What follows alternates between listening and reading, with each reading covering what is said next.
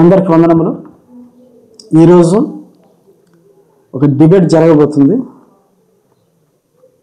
అదేమిటంటే షేక్ అబ్దుల్లా అలాగే brother Philip గారు, వీరిద్దరు తక్కువ వారు కాదండి. ఒకరు వచ్చేసి జాన్ పాల్తో డిబేట్ చేశారు అబ్దుల్ గారు, ఒకరు వచ్చేసి ఫిలిప్ గారు వచ్చేసి వీకేఆర్ షోలో వన్ఎస్ ప్రోగ్రాంలో డిబేట్ చేసిన వ్యక్తి పాస్టర్ ఫిలిప్ గారు. మరి వీళ్ళకి కాల్ చేద్దాం.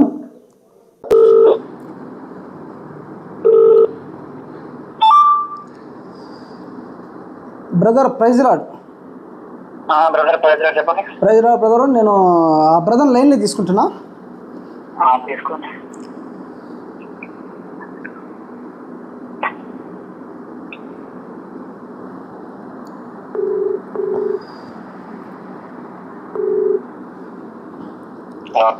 Brother praise Lord. ఆ బ్రదర్ లైన్లో తీసుకున్నాను. ఓకే.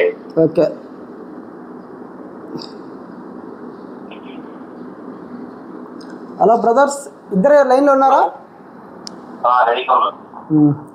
ఓకే బ్రదర్, నేను కొన్ని కండిషన్స్ చెప్తాను, అవి మీరు వినండి. ఏమిటంటే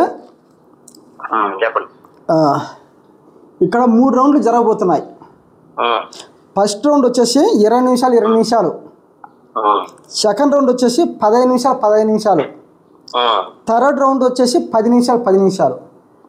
అయితే ఈ ఫస్ట్ రౌండ్ 20 నిమిషాలు ఎవరైతే మాట్లాడబోతున్నారో ఒక వ్యక్తి మాట్లాడుతున్నప్పుడు మరొక వ్యక్తి మాట్లాడకూడదు, ఇది కండిషన్. అలాగని చివరి వరకు ఇలాగనే జరగాలి బ్రదర్. మధ్యలో మట్టుకు ఎవరైతే మాట్లాడుతున్నారో మధ్యలో మాట్లాడితే మటుకు వాళ్ళు ఇండైరెక్ట్గా వాళ్ళు ప్రజలు తెలుస్తారు. ఓకేనా? అర్థం. స్టార్ట్ చేద్దాం బ్రదర్. ఆయన రెడీగా ఉన్నారు. ఫిలిప్ బ్రదర్ లైన్లో ఉన్నారా? సరే, ఫస్ట్ రౌండ్ అబ్దుల్ గారికి ఇద్దాం. బ్రదర్ అబ్దుల్ గారు, నేను స్టాప్ వాచ్ నా దగ్గర ఉంది, స్టాప్ వాచ్లో నేను చూస్తా. ఓకేనా? చూపిస్తున్నాను నేను. మీరు రెడీ అంటే నేను స్టార్ట్ చేస్తా.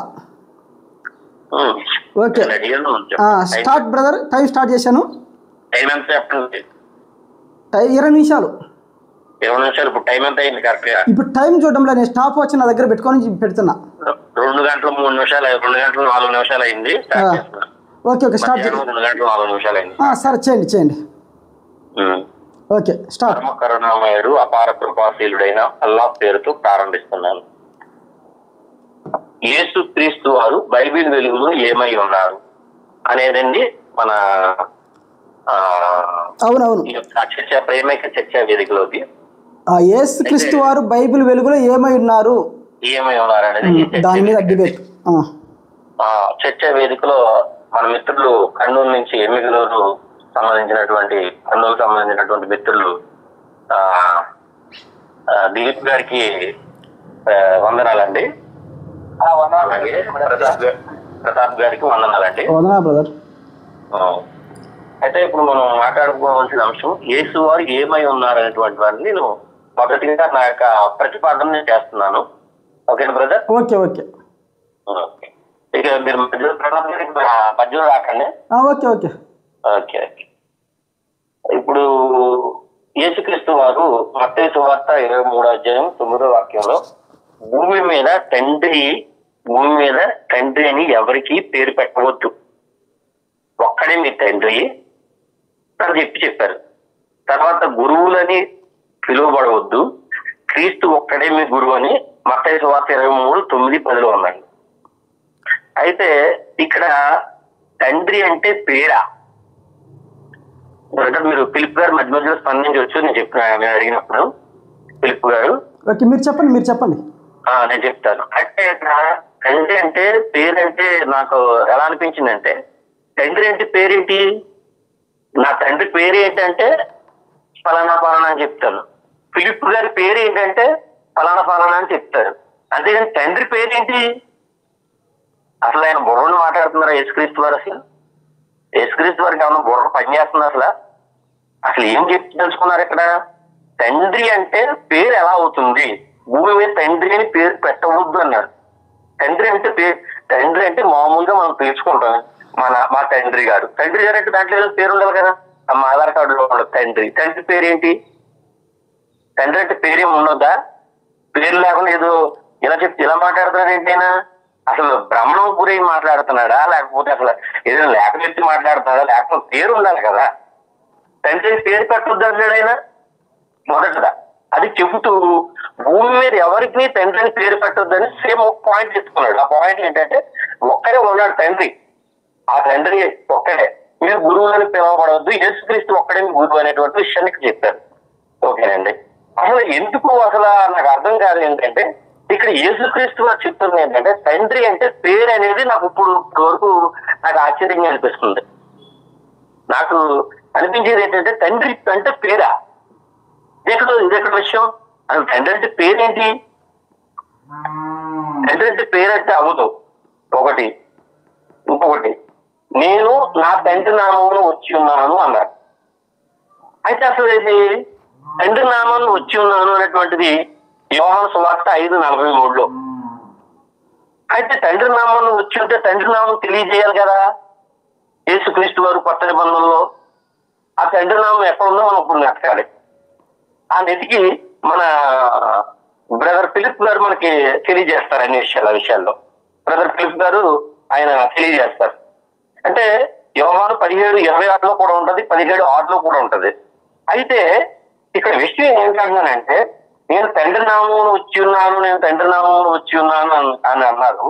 అయితే ఇక్కడ యోహాను సువార్త 8:44 మీరు మీ తండ్రికి అపవాది సంబంధికులు అని శాస్త్రులను పరిచయాన్ని సద్దుకైన శాస్త్రులను పరిచయాన్ని ఉద్దేశించి మాట్లాడుతున్నారు యేసుక్రీస్తు వారు. అంటే ఏమని మాట్లాడుతున్నారు? మీ తండ్రికి అపవాది సంబంధికులు అంటే ఇక్కడ సాతానుకు కూడా తండ్రి అని పేరు పెట్టారు యేసుక్రీస్తు వారు. ఇక్కడేమో ఆయన ఇక్కడ ఏమంటున్నాడు, భూమి మీద తండ్రి అని ఎవరికి పేరు పెట్టవద్దు, పేరు పెట్టొద్దని అన్న ఆయన ఏమి పెడుతున్నాడు? తండ్రి అనే పేరు మళ్ళీ సాతానుకు పెడుతున్నాడు. ఎంత మాట మాట్లాడుతున్నాడు ఆయన! అసలు బుర్రని మాట్లాడుతున్నారా, లేకపోతే స్పృహలు ఉన్నారా లేదా, ఆయనకి ఏదైనా అర్థం అవుతుందా లేదా అనేది ఆయన చూసుకోవడం లేదనేది అర్థమవుతుంది. దీని గురించి పిలుపు గారు నాకు వివరిస్తారని అనుకుంటున్నాను. అయితే ఇక్కడ యోహాను సువార్తలు అంటారు, నీ నామమును వారికి తెలియజేసి తిని 17:26 17:6 యోహాను 17:6 నీ నామమును పరీక్ష పరిస్థితిని ఎవరికి? శిష్యులకి. పిలుపు గారు అంటే నామం ఏమిటి? అసలు యేసుక్రీస్తు వారు ఆయన ఏమైనాడని చెప్పడం కోసం, ఎందుకంటే ఆయన ఉనికి అచ్చుతూ ఎవరి మీద ఆధారపడి ఉంది? అసలు ఏమై ఉన్నాడు ఈయన? అసలు ఏం మాట్లాడుతున్నాడు ఆయన? అసలు ఏమై ఉన్నాడు? బుర్రని మాట్లాడుతున్నాడా, లేకపోతే బుర్రని లేకుండా మాట్లాడుతాడా? ఏమై ఉన్నాడు ఈయన? ఏం మాట్లాడుతున్నాడు? తండ్రి అంటే ఏంటి? ఒక ఆధార్ కార్డు పట్టిలో అనుకోండి, సపోజ్ తండ్రి అంటే పక్కన పేరు రాయాలి. ఫిలిప్ గారు ఉన్నారు అనుకోండి, ఫిలిప్ గారు తండ్రి అంటే సరిపోద్దా? తండ్రి పేరు రాయొద్దా? అది నాకు బ్రదర్ చూపించాలన్నమాట అండి. ఇంకొక విషయం తెలియజేస్తానండి. పాత నిబంధనలో ఉన్నటువంటి మనం చూద్దాం. యెషయా గ్రంథము 42:8 యెహోవాను నేనే, ఇదే నా నామము, మరి ఎవరికి నా మహిమను ఇచ్చివాడను కాను. కానీ యేసుక్రీస్తు వారు ఏమంటున్నారండి? నేను తండ్రి నామాన్ని వచ్చి ఉన్నాను అంటున్నాడు. ఈయన వచ్చి ఉంటే పోయి ఆ నామం చెప్పాలి కదా. కొత్త నిబంధనలోని ఆ నామం ఖచ్చితంగా చెప్పాలి, ఆ నామాన్ని చెప్పాలి.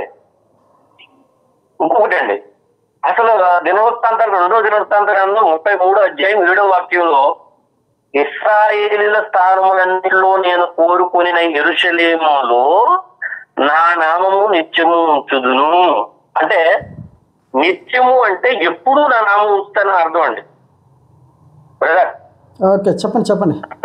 ఇక ఆయన నామం అనేది యేసుక్రీస్తు వారు బయలుపరచాలి, లేకపోతే ఆయన ఏమై ఉన్నాడు అనేది ఆయన అస్తిత్వానికి ఉనికి ప్రమాదం. ఆయన ఏమైనా నామం తెలియజేయకుండా నేను ఇలా వచ్చాను అది కాదు ముందు మనకు కావాల్సింది. ఆయన వచ్చాడు, కానీ ఆయన తండ్రి నామాన్ని తెలియజేయాలి, తండ్రి యొక్క నామాన్ని తెలియజేయలేదు. తండ్రి పేరు అంటున్నాడు ఆయన. మీదైనా ఉన్నాడా? వారు అంటారు కదా, ఈ యేసుక్రీస్తు వారు తెలుసును త్రాగుచును వచ్చింది కనుక యేసుక్రీస్తు వారు మద్యపానీయును తిండిపోతును మద్యపానీయం అంటున్నారు. ఏమన్నా కలిగి ఉన్నాడా? లేకపోతే ఆయన ఏమన్నా శాతాను శోధన కలిగి ఉన్నాడా? ఏంటో నాకైతే అర్థం కదా. తండ్రి అని పేరు ఏంటి అసలు? అసలు అది దాన్ని ప్రజలకు అది దాన్ని తీసుకుని దాన్ని నా యొక్క ఏదైతే చేస్తున్నానో దాన్ని తన బాధలతో కొట్టులేదని నేను ప్రేమతో కోరుకుంటున్నాను. అలాగే ఇప్పుడు మనం చూసుకున్నది యోహాను 8:44 యేసుక్రీస్తు వారు మీరు మీ తండ్రి అపవాదికి సంబంధించిన, అంటే యేసుక్రీస్తు వారు 2 చోట్ల 2 స్టేట్మెంట్లు ఇస్తున్నారు. ఎవరైతే శాస్త్ర పరిచయం చేస్తున్నారు, ఏ స్టేట్మెంట్? మీరు మీ తండ్రి తండ్రి అని ఎవరికి పేరు పెట్టొద్దు అన్నారు భూమి మీద. అసలు ఇదేమో రాంగ్ స్టేట్మెంట్ కింద అయిపోతుంది. మరలానేమో ఏమంటున్నారు, మీరు మీ తండ్రి అపవాద సంబంధికులు అంటున్నారు. 2 రకాల మాటలు. చెప్పొద్దన్నది ఆయనే, తండ్రి పేరు పెట్టొద్దన్నది ఆయనే. మళ్ళీ మీరు మీ తండ్రి అపవాద సంబంధికులు అన్నాడు ఆయన. అంటే ఏంటి అంటే ఈ మాట ఎక్కడి నుంచి పడుతుంది అని చూస్తే యేసు వారు తన స్టేట్మెంట్ లో చెప్పుకొచ్చారు. మత్తయి సువార్త 5:37 వాక్యంలో మీ మాట అవునంటే అవును, కాదంటే కాదని ఉండవలను, వీటికి మించినది దుష్టుల నుండి పుట్టునది. ఇది బ్రదర్, అసలు స్టేట్మెంట్లు ఏంటి ఇలా ఇచ్చేస్తారు ఈయన? నాకే ఆశ్చర్యంగా ఉంది. ఒక విషయం, నిరంతరం ఇప్పుడు అసలు కొత్త నిబంధనలో దేవుని నామాన్ని యేసుక్రీస్తు వారు బయలుపరిచారని, నేను మీకు బయలుపరిచాను, ప్రత్యక్ష పరిస్థితిని మీకు తెలిపి తిని అంటే అనే విషయాలు చెప్తున్నాడు ఆయన. ఇది అని చెప్తున్నాడు. అసలు నిర్గమకాండంలో చూద్దామండి ఆ నామం గురించి. మరియు దేవుడు నిర్గమకాండం 3:15 వాక్యం, మరియు దేవుడు మోషేతో ఇట్లనెను, అబ్రాహాము ఇస్సాకు యాకోబు అయిన ఆయన దేవుని యెహోవా పంపెనను చెప్పుము, నిరంతరము తరతరములకు నా జ్ఞాపకార్థము. తరతరములు అంటే ఒక తరానికి కాదండి. ఆయన పంపినప్పుడు మోషేకి ఏదైతే చెప్పాడో లాస్ట్ వరకు అదే నామం అంట, అది చెప్పమన్నాడు. అది కొత్త నిబంధనలో పాత్ర గారు యేసుక్రీస్తు వారికి ఆయన ఏమై ఉండి అసలు పరిచయం చేశాడు, ఏ దేవుణ్ణి పరిచయం చేస్తున్నాడు ఆయన అనేది అన్ని వాక్యం చూపించాలి. నాకు చూపించవలసింది ఆయన పరిచయం చేసినటువంటి తండ్రి అంటే దేవుని పేరా అనేది అని నాకైతే ఆశ్చర్యంగా ఉంది. ఇదైతే మాత్రం బుర్ర లేని వాళ్ళు కూడా చెప్పరు. ఇంకొకటి, ఇది మనం చదువు 15:6 ప్రత్యక్ష పరిస్థితిని అన్నాడు. శిష్యుడికి అంటే ఆ నామం అక్కడ అయిపోతుంది, ఆ నామాన్ని చూపించాలి. రెండోది, ఒకవేళ దేవుని తండ్రి అసలు పేరు అనేది ఈ విషయాల్లో జరుగుతుంటే నాకైతే ఆశ్చర్యం వేసిందండి. యేసుక్రీస్తు వారి గురించి ఇంకో పాయింట్ చెప్పగలండి. యేసు సాత్వికుడు గొర్రెటువంటి విషయాన్ని చెప్తున్నాడండి. ఎవరు చెప్తున్నారంటే మన యోహాను గారు, బాప్తిస్మ యోహాను గారు 1 యోహాను 1:29 మరునాడు యోహాను యేసు యొద్దకు రాగా చూచి ఇదిగో లోక పాపం దేవుని యేసుక్రీస్తు వారి గురించి అని. యేసుక్రీస్తు వారు మార్క్స్ వార్తలు ఏమన్నా తెలుసండి, బయట సువార్త చెప్తారు ఆయన, బయట సువార్త చెప్పొచ్చి అందుకు ఆయన దేవుని రాజ్యము మర్మము తెలుసుకున్నట, రాజ్య మర్మములు తెలుసుకుంటే మీకు మాత్రమే అనుగ్రహింపబడి ఉన్నది. వెలుపుట 4:12 వెలుపుట నుండి వారు ఒకవేళ విని మారు మనసు పొందుతారేమో. ఏంటిది?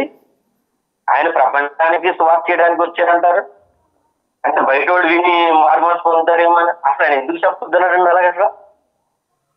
అసలు ఆ విషయాలు బయట వాళ్ళు విని మారు మనసు పొందడం ఏంటి అంటే వాళ్ళకి ఉపమాన రీతుల్లో చెప్పేసి మీకు నేను పరిణామం కొంతమందికే చెప్తున్నాను నేను. అది ఎంత రాంగ్ స్టేట్మెంట్ అండి అది. యోహాను గారేమో లోకం గురించి వచ్చేసి దీన్ని చెప్పడానికి అని చెప్పేసి లేకపోతే ఏదో చెప్పి ఆయన చెప్తుంటే ఈయనేం చెప్తున్నాడండి?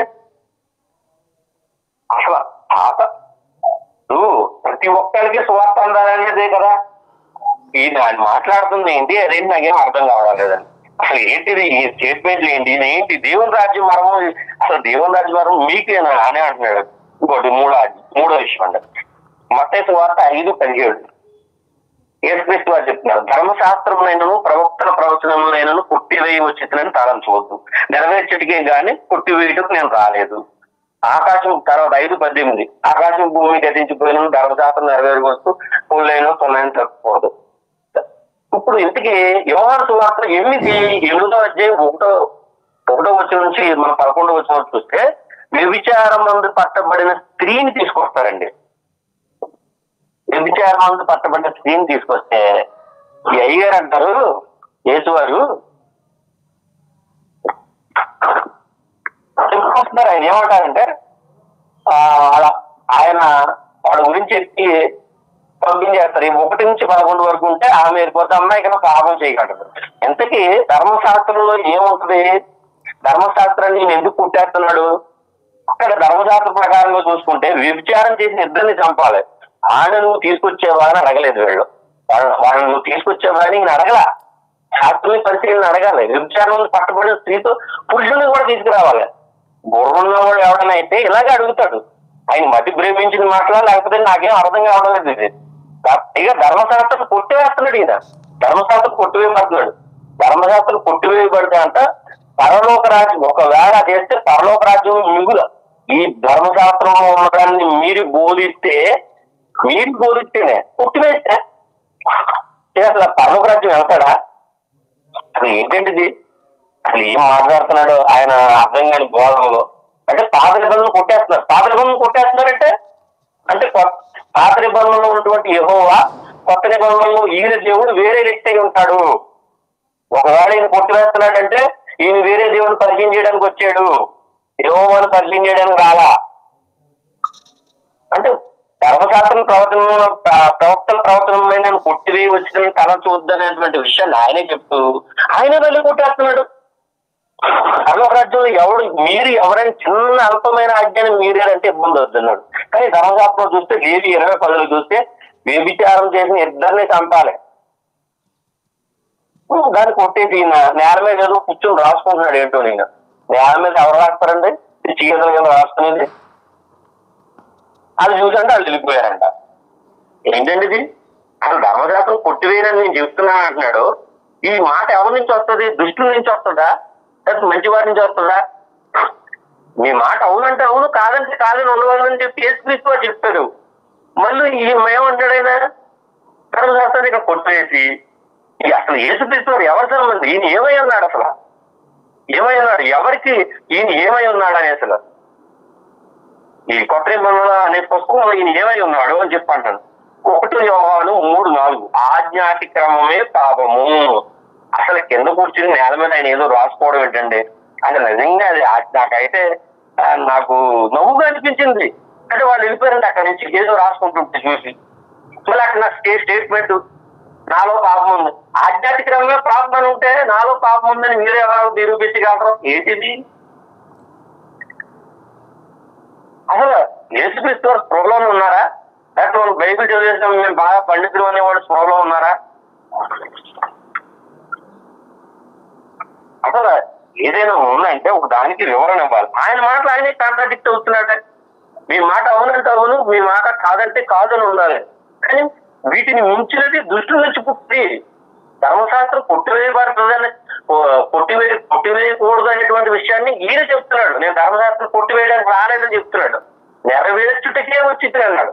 ఏది నెరవేర్చడానికి ఆయన ఏం చెప్తున్నాడు? ఆయన ఆమె విడిచిపెట్టాడు. సరే అతను ఏంటని అడగాలి కదా. ఎవరైనా పెద్ద మనుషులు 10 మందిని పెట్టుకున్నప్పుడు ఇలా వ్యభిచారం చేశానయ్యా లేకపోతే పోలీస్ స్టేషన్ చేశాను చూపించాలి కదా. వ్యభిచారం చేసిన మగవాడు ఏమి లేదు పట్టుకొచ్చారంట, చూసాడంట, ఆయన నేల మీద ఏదో రాసుకుంటున్నాడంట. ఏంటండి ఇది? ఏంటి వింటే ఏమనుకుంటారు ఇది? మళ్ళీ అదే అంటున్నాను, ఆజ్ఞాతిక్రమమే పాపం. ధర్మశాస్త్రంలో ఉన్నటువంటి ఏదైతే ఆజ్ఞ ఉందో ఆ ఆజ్ఞని యేసుక్రీస్తు వారు దాటారు. అది ఆయన పాపం చేశాడు. లేదంటే ఎవరి సంబంధం మరి? ఓకే మిత్రమా, తర్వాత ఇంకో పాయింట్ లోకి వెళ్తాను. ఇంకా నా సమయం ఎంత ఉందండి? ఇంకో 4 నిమిషాలు ఉందా? ఇంకా ఒక 3.5 నిమిషం ఉందండి. చెప్పండి. 3.5 నిమిషం మిత్రమా, అయితే క్రీస్తు పాత నిబంధనలో ఉన్నాడు అనేటువంటి విషయాన్ని చాలా మంది చెప్తారు.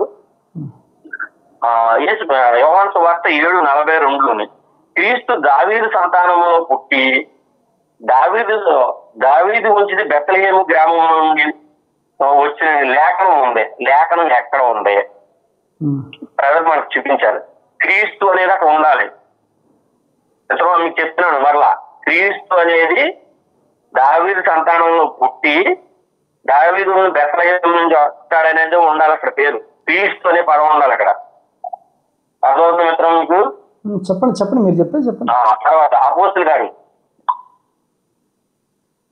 ఇది ఇంకే అపోస్తుల కార్యాల్లో కూడా ఇలాగే చెప్తున్నాడు. ఏంటంటే నేను మీకు ప్రభువు యేసుక్రీస్తు ఉన్నాడని లేఖనం అంటే ఎవరు పౌలు గారు దుష్టాంతపరిచి ఉన్నాడని అనే పాదాలు ఇంకా ఉంటాయి ఇలాంటి ఈ విషయాలని.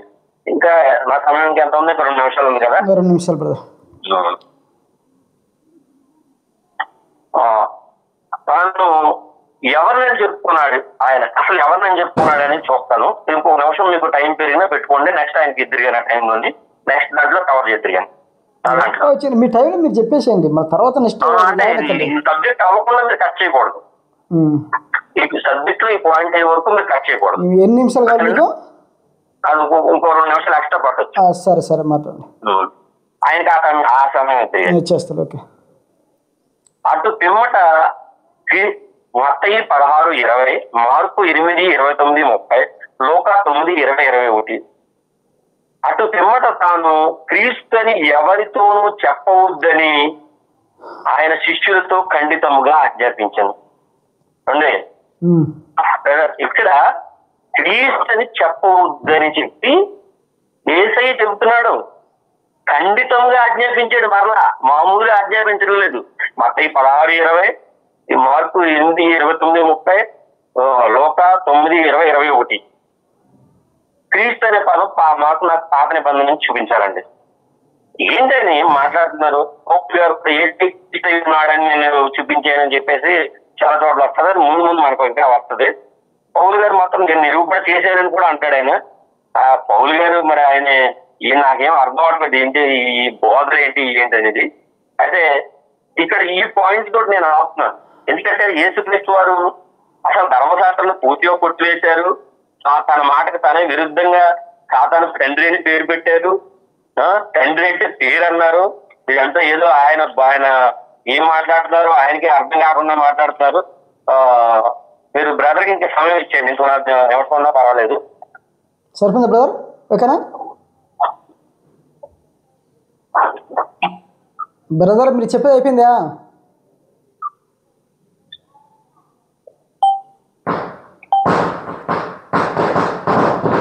హలో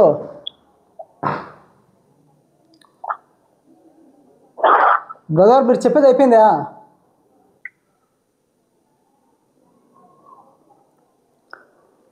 హలో బ్రదర్, మీరు చెప్పేది అయిపోయిందా? అయిపోయిందండి. Okay. Dilip brother. Hello Dilip brother, ఇప్పుడు ఆయన చెప్పేది అయిపోయింది. 21 నిమిషం తీసుకున్నాడు. మీరు చెప్పండి బ్రదర్, మీరు స్టార్ట్ చేయండి. బ్రదర్ చెప్పాల్సింది ఒకటి, ఆయన ఏమై ఉన్నారు అనే విషయంలో ఆయన ఏం చెప్పాడు, అసలు ఆయన చెప్పిన మాటల్లో కాంట్రవర్సీ ఉంది అని అంటే బాగుంటుండే. ఓకే. అంటే ఆయన చెప్పిన మాటలు ఇవి నాకు అభ్యంతకరంగా ఉన్నాయి, ఆయన చెప్పిన మాటలు సరైన కావు అని అంటే మాట్లాడుతుండే. నిన్న మాట్లాడిన ఆడే కాలంలో యేసుక్రీస్తు ఆయన దేవుడా, దేవుని కుమారుడా, మెస్సయ్య, ప్రవక్త అని మాట్లాడు. ఓకే. కానీ బ్రదర్ మాట్లాడిన దాంట్లో అదేవి కూడా కనపడలేదు. సో ఓకే, ఏదైనప్పటికీ కూడా మాట్లాడడం దాని గురించి కూడా నేను ఏమని చెప్పాలనుకుంటానంటే, బైబుల్ యేసుక్రీస్తు ఏమై ఉన్నాడని చెప్పాలనుకుంటే, బైబుల్లో యేసుక్రీస్తు దేవుని కుమారుడు అని చెప్పబడింది. మత్తయి సువార్త 16:15-17 మీరు నన్ను ఎవరిని చెప్పుకుంటున్నారు అన్నప్పుడు పేతురు నువ్వు సజీవుడైన దేవుడి కుమారుడు అంటే అక్కడ వస్తాయి అంటాం. సో అలా అలాగే 3:10 కూడా బాప్తిజం తీసుకున్నప్పుడు కూడా ఈయన నా ప్రియ కుమారుడు అన్నప్పుడు యేసుక్రీస్తు దేవుని కుమారుడు అనే విషయం మనకు బయటపడుతుంది. మార్కు సువార్త 1:11 కూడా అలాగే దురాత్మలు కూడా 3:11 మార్కు సువార్త 3:11 దురాత్మలు కూడా నువ్వు దేవుని కుమారుడు అనే విషయాన్ని చెప్తారు. అలాగే మార్కు సువార్త 15:39 రోమా సైనికులు అడిగినప్పుడు ఈయన నిజముగా చనిపోయేటప్పుడు ఈయన నిజముగా దేవుని కుమారుడు అని చెప్పేసి అక్కడ కూడా విజ్ఞాసం ఉంటుంది అనమాట. అలాగే లూకా సువార్త కూడా 1:30 పుట్టబోవు వాడు దేవుని కుమారుడు అని పిలువబడతాడు అనబడతానని ఉంటుంది. ఇవన్నీ వచనాలు మనం చూసుకున్నప్పుడు ఏంటంటే దేవుని బైబిల్ వచనాల నుండి యేసుక్రీస్తు ఎవరని చెప్పారంటే బైబిల్లో నుండి అంటే ఆయన దేవుని కుమారుడు అన్న విషయం ఒకటి బయటపడింది అనమాట. ఇంకోటి ఏంటంటే యేసుక్రీస్తు దేవుని కుమారుడే కాదు, యేసుక్రీస్తు వారు ఆయన దేవుడు కూడానండి. ఎందుకంటే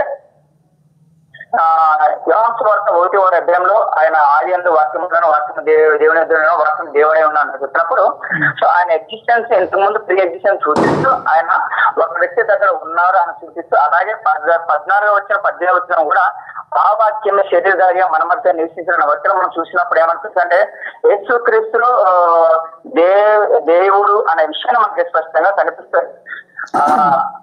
దేవునితో పాటు ఉన్నాడు, ఆయనే దేవుడు అనే విషయం 18 వచ్చిన కూడా తండ్రి రొమ్మున ఉన్న అద్వితీయ దేవుడు అనే విషయం కూడా ఉంటుంది. ఆయనే దేవుడు అనే విషయం మనకు స్పష్టంగా అక్కడ కనిపిస్తుంది. ఏంటంటే అలాగే మనకి సువార్తగా కాకుండా మిగతా విషయాల్లో కూడా మనకు అపొస్తలుల 20:28 కానీ తిమోతి 3:16 విషయాల్లో కానీ 20:20 కూడా ఉంటుంది. దేవుడు తన సంపాదించిన సంఘం అని ఉంటుంది. డైరెక్ట్ పౌలు లూకా గారు పోటీ చేస్తారు అక్కడ దేవుడు తన స్వరక్తిని సంపాదించాను అంటే యేసుక్రీస్తు సంఘం కూడా రక్తం కార్చాడు అనే విషయాన్ని మనకు దేవుడు రక్తం కార్చాడు అనే విషయం మనకు అక్కడ తెలుస్తుంది. అలాగే తిమోతి పత్రికలో కూడా క్రీస్తు ఆయన శరీరం ధరించాడు అనే విషయాన్ని ఇక్కడ యోహాను గారు పోటీ చేస్తారు అనమాట. అత్యం మంది పోటీ చేస్తూ చెప్తాడు ఆయన శరీరం మీద ప్రత్యక్షుడు అని. ఎవరు శరీరం మీద ప్రత్యక్షుడు? దేవుడు అన్నవాడు దేవునితో ఉన్నవాడైనప్పుడు యేసుక్రీస్తు వారు ఆయనే శరీరం అంతా మనుషులు ఈ లోకానికి వచ్చాడు అనే విషయాన్ని మనకు స్పష్టంగా అక్కడ తెలుస్తుంది. ఇది మొదటి యోహాను పత్రికలో నుండి. సో యేసుక్రీస్తు దేవుని కుమారుడే కదా, యేసుక్రీస్తు దేవుడు కూడా అనే విషయాన్ని మనకు స్పష్టంగా తెలుస్తుంది. అదేవిధంగా యేసుక్రీస్తు వారు ఇంకోటి ఏంటంటే ఈయన దేవుడు యేసుక్రీస్తు కూడా మెస్సయ్య అని కూడా ఉంటుంది. మెస్సయ్య అన్న క్రీస్తు అన్న సేమ్ అనమాట. ఇంకోటి అంటే క్రీస్తు అనే పదము క్రిస్టోస్ అనే పదం అంటే అభిషక్తుడు అనే విషయంలో వస్తుంది. ఎబ్రిలో మాకు మెస్సయ్య అంటాం అనమాట. సో దాన్ని మెస్సయ్య అన్న క్రీస్తు అన్న అభిషక్తుడు అన్నా కూడా సేమ్ వర్స్ అనమాట. అయితే మత్తయి 16:10 కూడా నీవు క్రీస్తు అని చెప్పినప్పుడు అక్కడ క్రీస్తు అని మాట్లాడుతుంటారు. క్రీస్తు అని మాట్లాడుతున్న దగ్గర ఏంటంటే మనకు ఆ మెస్సయ్య అని అర్థం చేసుకోవాలి, అలాగే అభిషక్తుడు అని కూడా అర్థం చేసుకోవాలన్నమాట. అలాగే మత్తయి 26, 63, 64 మనకు అది చెప్పిన ప్రధాన యాజకుడు నీవు క్రీస్తువా దేవుని కుమారుడు అన్నప్పుడు ఆయన చెప్పిన రెండు చెప్తాడు. నీవు క్రీస్తు నువ్వన్నట్టే అంటారు, అంటే ఆయన క్రీస్తు అని చెప్పాడు, అలాగే ఆయన దేవుని కుమారుడు అని కూడా చెప్పాడు. దాని తర్వాత మార్కు సువార్తలో కూడా 8:29 కూడా పేతురు నీవే క్రీస్తు అని చెప్తాడు అనమాట. యోహాను సువార్తలో కూడా సీమోను మేము మెస్సయ్యను కలుగుకున్నాము అంటాడు. సీమోను చెప్తే యోహాను సువార్త 1:48 మేము మెస్సయ్యను కలుగుకున్నాము అంటాం. మెస్సయ్య అని అర్థం మన పుట్టట్లో ఉంటుంది క్రీస్తు అని. అలాగే 4:25 కూడా సమర్పించి చెప్పినప్పుడు మెస్సయ్య వస్తాడని మాకు తెలుసు అని చెప్తాడు. అంటే మెస్సయ్య అంటే అది క్రీస్తు వస్తాడని నాకు తెలుసు అని చెప్తాడు. ఆయన కూడా నేననే విషయం అక్కడ యేసుక్రీస్తు చెప్పినట్టుగా మనం చూస్తాం. ఇవన్నీ విషయాలు మనం చూసినప్పుడు ఏమవుతుందంటే యేసుక్రీస్తు వారు మెస్సయ్య కూడా అనే విషయం మనకు తెలుస్తుంది. అలాగే ఆయన ప్రవక్త అనే విషయం కూడా మనకు తెలుస్తుంది.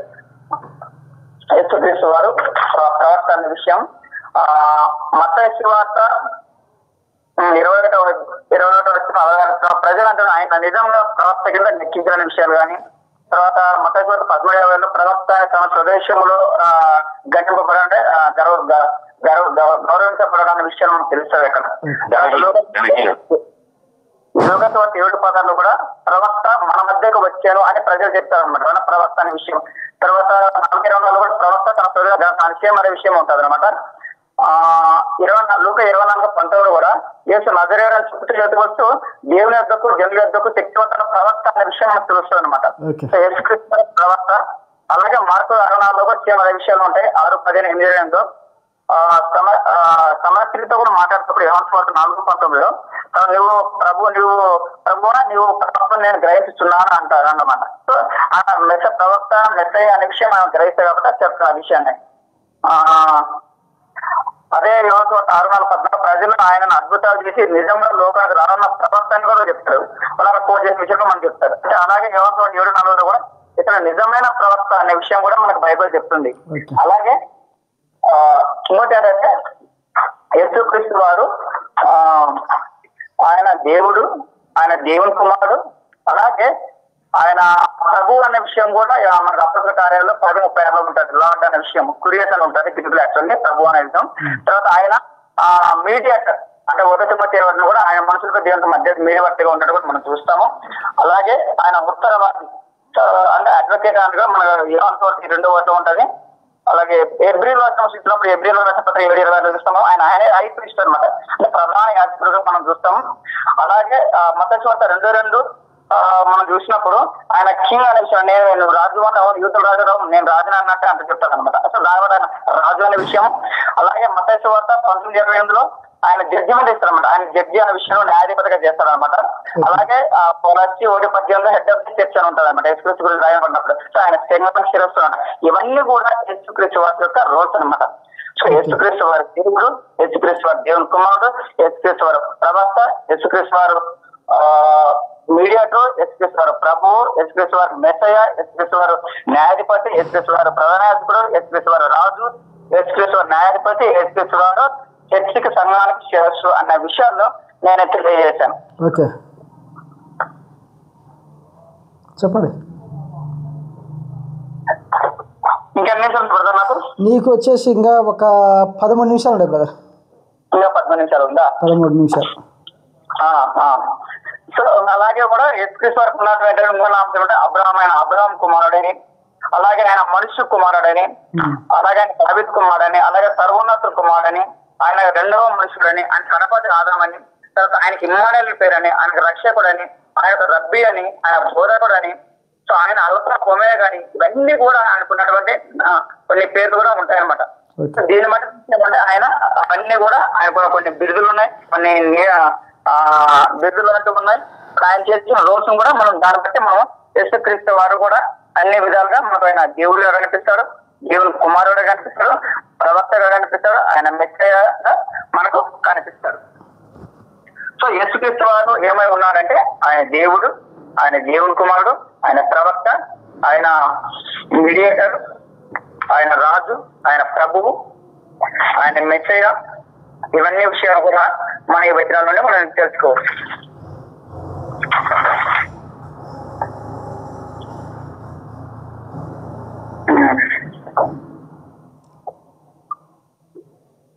ఇంకోటి ఏంటంటే అన్నగారు చెప్పిన విషయాల్లో కూడా నేను సపోర్ట్ చేస్తాను. ఆయన భూమి మీద ఒక్కటే తండ్రి ఒక్కటే గురువు అనే విషయం చెప్తేప్పుడు తండ్రి పేరు తండ్రి అనేది ఏంటైనా అన్నాడు కదా. యాక్చువల్లీ మీరు తెలుసుకోవాల్సిన విషయం ఏంటంటే మీరు చెప్తారు అంటే న్యూ టెస్టిమెంట్ రాసేటప్పుడు యాహవే అనే పేరు 4 అక్షరాలు ఆ టెట్రాగ్రామన్ అనే వర్డ్స్ గ్రీక్ లో ఉండవు. అందుకని ఏం చేశారు అంటే గ్రీకు న్యూ టెస్టిమెంట్ రాసేటప్పుడు యాహవేతో సమానమైనటువంటి పేర్లు ఇచ్చేటువంటి కురియోస్ అనే పదం, ప్రభు అనే పదము, అలాగే థియోస్ అనే పదం అంటే దేవుడు అనే పదము, అలాగే తండ్రి అనేటువంటి డైరెక్ట్ ఆయన చెప్పినప్పుడు మనకు దేవుడు ఒక్కడే అనేటప్పుడు కూడా తండ్రి అయిన దేవుడు అనే విషయాన్ని మనకు స్పష్టంగా తెలియజేస్తారు. అక్కడ తండ్రి అయిన దేవుడు భూమి మీద తండ్రి ఎవరు పెట్టద్దంటే అర్థం ఏంటంటే ఇప్పుడు మనం జనరల్ విషయం చాలా మంది బీవైలో పీసుందర ఏమంటే ఆయన మా తండ్రి తండ్రి తండ్రి అంటారు అనమాట. కొంతమంది వేరే వాళ్ళని కూడా బోధకులు గురువు అంటారు. అర్థం ఏంటంటే తండ్రి అయిన దేవుడు ఒక్కడే అంటే ఆయన తండ్రి అయిన దేవుడు ఆయన ఒక్కడే, ఇంకో తండ్రి లేడు అన్నారు దాని మీనింగ్. అలాగే గురువు ఒక్కడంటే మనకున్న ఒకే ఒక గురువు ఆయన ఎస్పీసీ, ఇంకొక గురువు లేరని అర్థం. ప్రధాన గురువు ఆయన మనకు ఆయన గురువు ఉన్నాడని విషయం అది.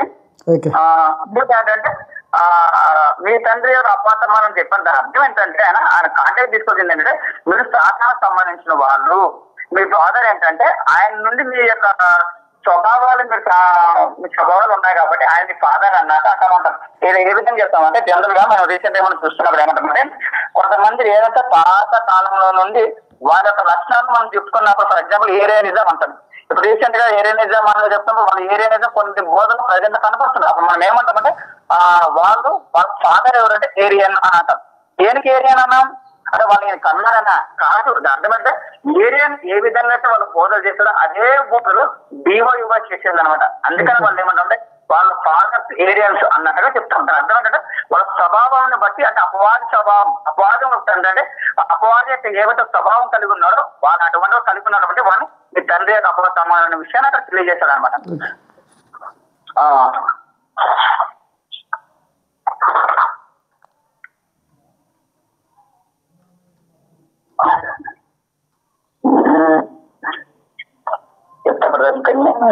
చెప్పండి చెప్పండి. చెప్తా ఇలా చెప్పేటప్పుడు నేను పాటలు సరే కొంచెం ఆఫ్ రాస్తున్నాను, అందుకని క్లారిటీ లేదు. అందుకని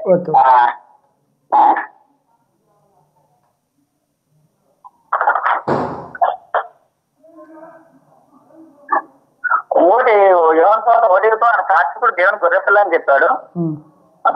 మీన్స్ దేవుని గొర్రెపిల్ల అనేది అది అలంకరణ భాష బ్రదర్. అది దేవునికి వాకము అలంకరణ భాషలో కొన్ని విషయాలు చెప్పేటప్పుడు దేవుని గొర్రెపిల్ల అంటే అది పోలిక అనమాట. ఒక విషయాన్ని మరొక విషయాన్ని పోలిస్తున్నప్పుడు చెప్తాం. అది ఇప్పుడు యేసుక్రీస్తు నేను మంచి కాపారిని అన్నప్పుడు గొర్రెలు మీరు విశ్వాసంగా గొర్రెలు అన్నప్పుడు అలాగే మంచి కాపారిని అంటే ఆయన ఏం చేస్తున్నాడు, ఆయన గొర్రెలు కాపాడుతూ పోస్తున్నాడు, అలాగే విశ్వాసంతో గొర్రెలుగా పోతుంది. అది ఒక పోలిక బ్రదర్. ఒక చర్చి ఒక వధువు సంఘం అంటాం కదా, లేక సంఘం అంటాం కదా, వధువు అనేది కూడా ఒక పోలిక అన్నమాట. చర్చి ఒక వధువు సంఘంతో సమానం అనమాట. తర్వాత ఇంకోటి మనకు కొంతమంది పూజలు అంటారు. తర్వాత యాజకత్వం చేసిన విశ్వాసంలో కూడా కొన్ని పూజలు అంటారు. దాంట్లో పోలిక అనమాట. విశ్వాసం ఆ తత్వాన్ని ఆ యాజకత్వాన్ని వాళ్ళు చేస్తే దాన్ని బట్టి విశ్వాసులు యాజకులు అన్నట్టు మనం పూజ అంటాం. సో దాని పోలిక అదొక అలంకరణ భాష బ్రదర్. అని ఇంకోటి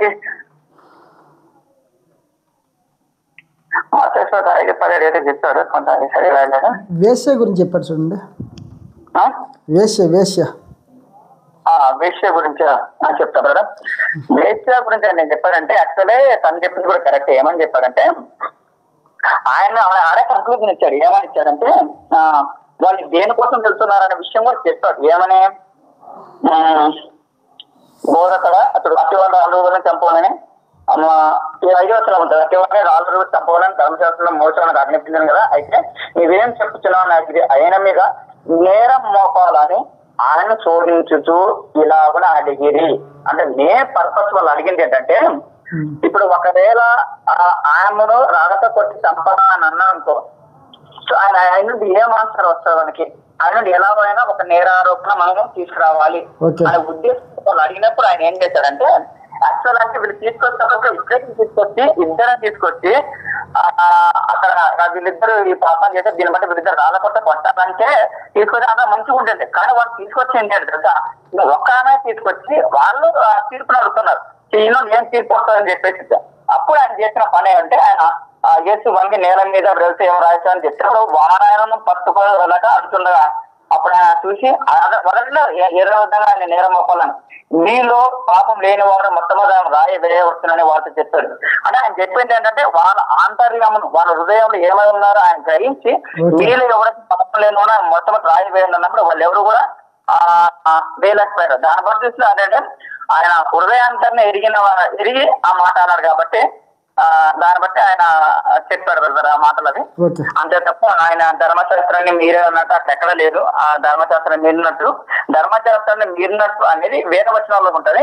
అది మీరు చెప్తే ఏ వచనంలో ధర్మశాస్త్రాన్ని మీరాడని చెప్తే దాన్ని బట్టి నేను ఆన్సర్ ఇస్తాను బ్రదర్. అది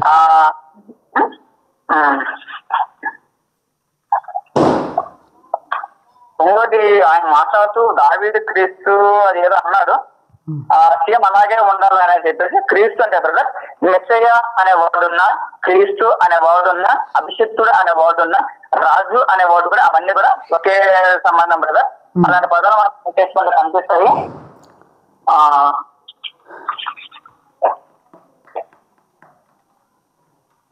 అభిషిక్తుడు నిర్మూలనము అనే పదాలు, తర్వాత అభిషిక్తుడు అనే పదము. ఓకే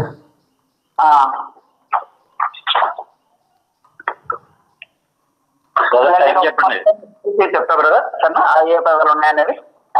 నా టైం ఎంత? టైమింగ్ వచ్చేసి 4 నిమిషాలు ఉంది బ్రదర్. చెప్పండి.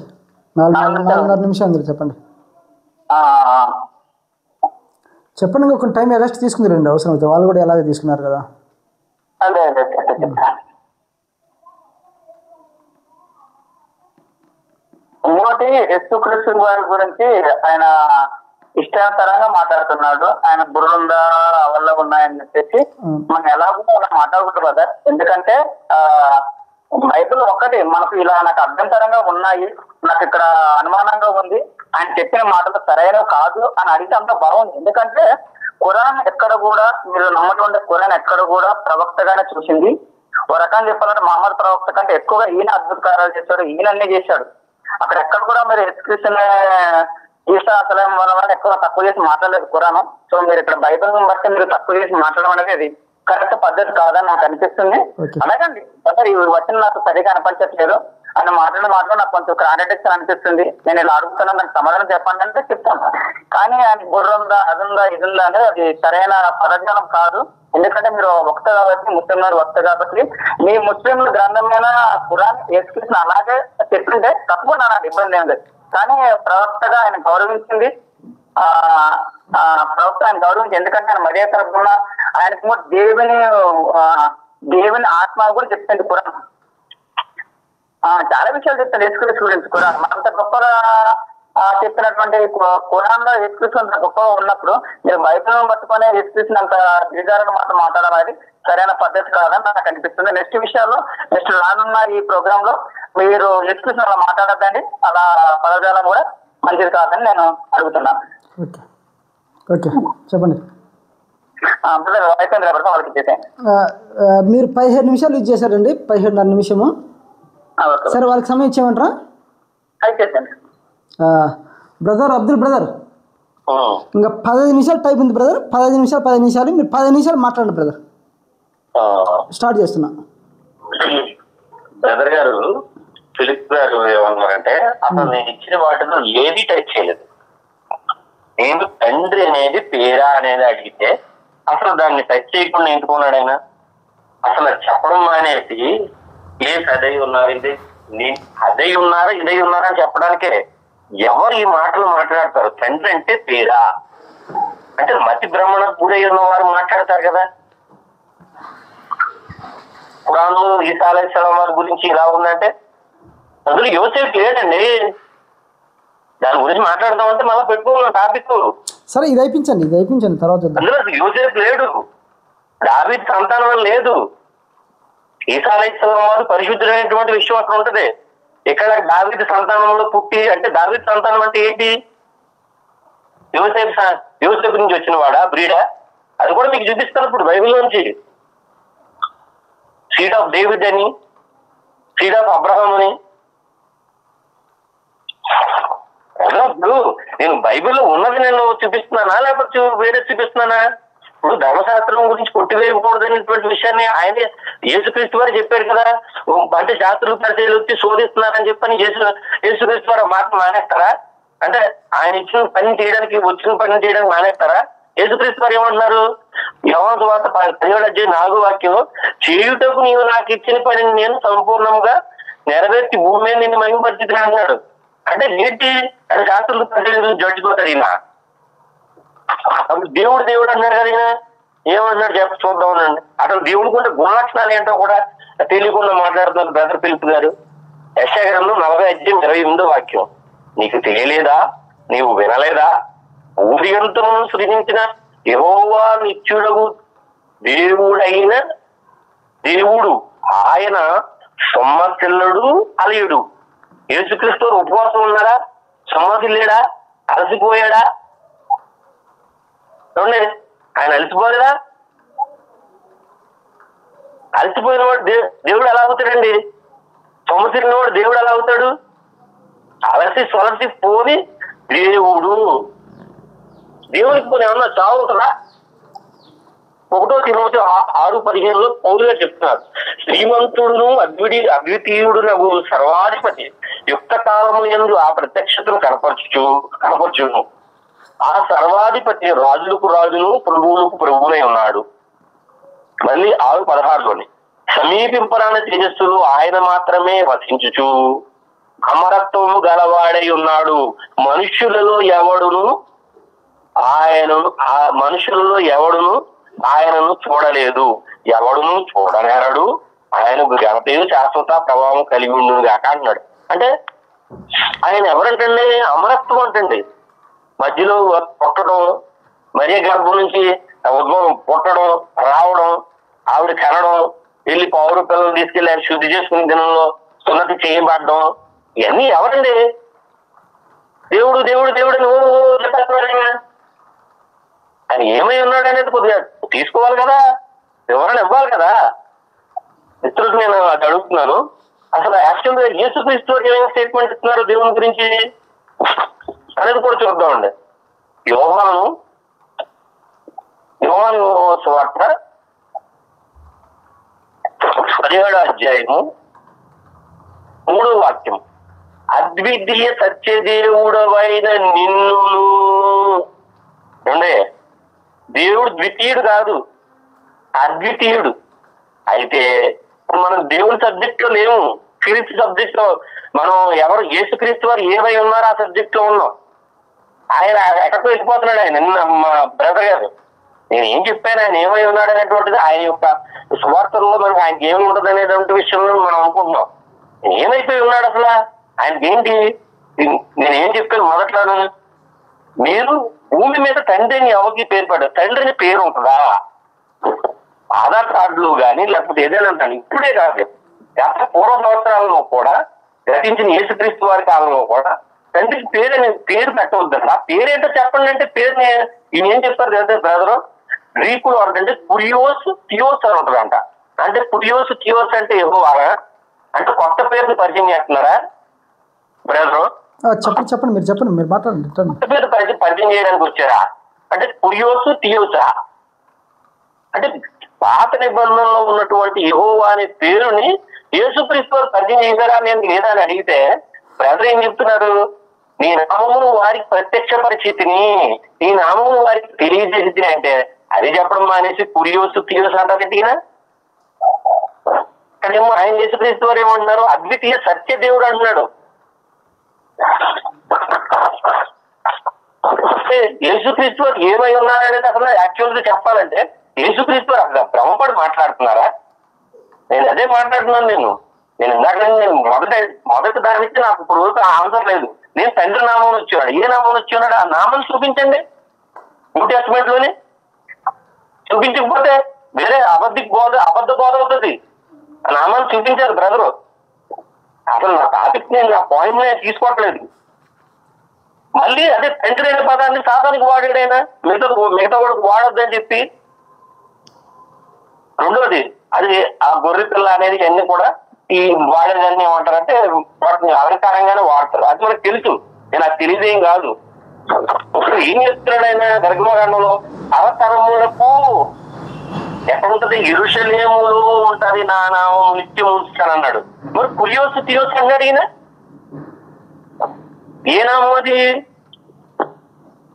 యెహోవా అనుకున్నాం, యాహోవే అనుకున్నాం, యెహోవా అనుకున్నాం, జెహోవా అనుకున్నాం. ఏది చూపించాడు నాకు? నా మొదటి దానికి కౌంటర్ ఇవ్వలేదు ఆయన. నా మొదటి సబ్జెక్ట్ అసలు కౌంటర్ ఇవ్వకుండా నా ప్రతిపాదన కొట్టివేయలేదు ఆయన. నా ప్రతిపాదన కొట్టివేస్తారని కదా ఆయన వచ్చింది. ఏమై ఉన్నారనే దాంట్లో అని అసలు ఏంటి బ్రదర్ ఇలా మధ్య నుంచి ఉన్నారా ఏంటి అనే దాని గురించి ఆయన చెప్పాలి కదా అసలు ఏంటి అనేది. అలా కాకుండా ఎలా మాట్లాడుతున్నారు బ్రదర్ అంటున్నారు. అసలు ధర్మశాస్త్రాన్ని ఆయనే కదా చెప్పాడు, నేను కొట్టేయడానికి రాలేదు అన్నాడు. అంటే శాస్త్ర పరిచయకి భయపడి అక్కడ ఉన్నవాడిని తీసుకురమ్మని చెప్పకుండా ఈయన ఎందుకు జడ్జిపోయాడు ఆయన? అంటే దేవుడు జడుస్తాడా? అసలు దేవుడు జడుస్తాడండి శోధించడానికి వస్తేనే? ఆధ్యాత్మికం కూడా చేయలేడు ఆయన, ఆజ్ఞను అతిక్రమించాడు ఆయన. ఆధ్యాత్మికం చేయకూడదు కదా. ధర్మశాస్త్రాన్ని నేను కొట్టివేయడానికి రాలేదు, నెరవేర్చుటకే వచ్చాను అన్నాడు ఆయన. మరి అక్కడ ఏం జరుగుతుంది? అక్కడ అంటే మనుషులు మెప్పు కోరడానికి వచ్చాడా? దేవుని మెప్పు కోరడానికి ఆయన రాలేదా? మిత్రుడు అసలు అర్థం చేసుకోవాలి. ఏంటంటే ఆయన ఏం మాట్లాడుతున్నారు? ఆయన మామూలుగా ఏదో వాకింగ్ చెప్పుకుంటూ వెళ్ళిపోతున్నట్టు చెప్పుకుంటూ వెళ్ళిపోతున్నారు. అది కాదండి చెప్పాల్సింది. ఇక్కడ నేను అడిగిన దానికి నా వాదన కొట్టివేయాలి. మొదటి రౌండ్ లో నా వాదన నేను కొట్టివేయలేదు ఎక్కడను. మిత్రులు విచారణ చేయని పురుషుని తీసుకురావాలని కూడా అడగలేదు యేసుక్రీస్తు వారు. అంటే అక్కడ ఉంచి నేను తెలుపమ్మ నువ్వు కూడా అని చెప్పి అన్నారు. అంటే ధర్మశాస్త్రం కొట్టివేసినట్టుగా. నేను కొట్టివేసి వచ్చిందని తలచవద్దు. ఈ ఆజ్ఞలను మీరితే అల్పుడు, పరలోక రాజ్యంలో అల్పుడు అవుతాడటండి. గొప్పవాడు అవడో పరలోక రాజ్యంలో అల్పుడు అవుతాడు. గొప్ప వాక్యాన్ని దాని పైన కింద వరకు చదవండి. నేను బైబిల్లో ఉన్నదే కోట్ చేస్తున్నానా, ఇంకోటి ఏదైనా కోట్ చేస్తున్నానా?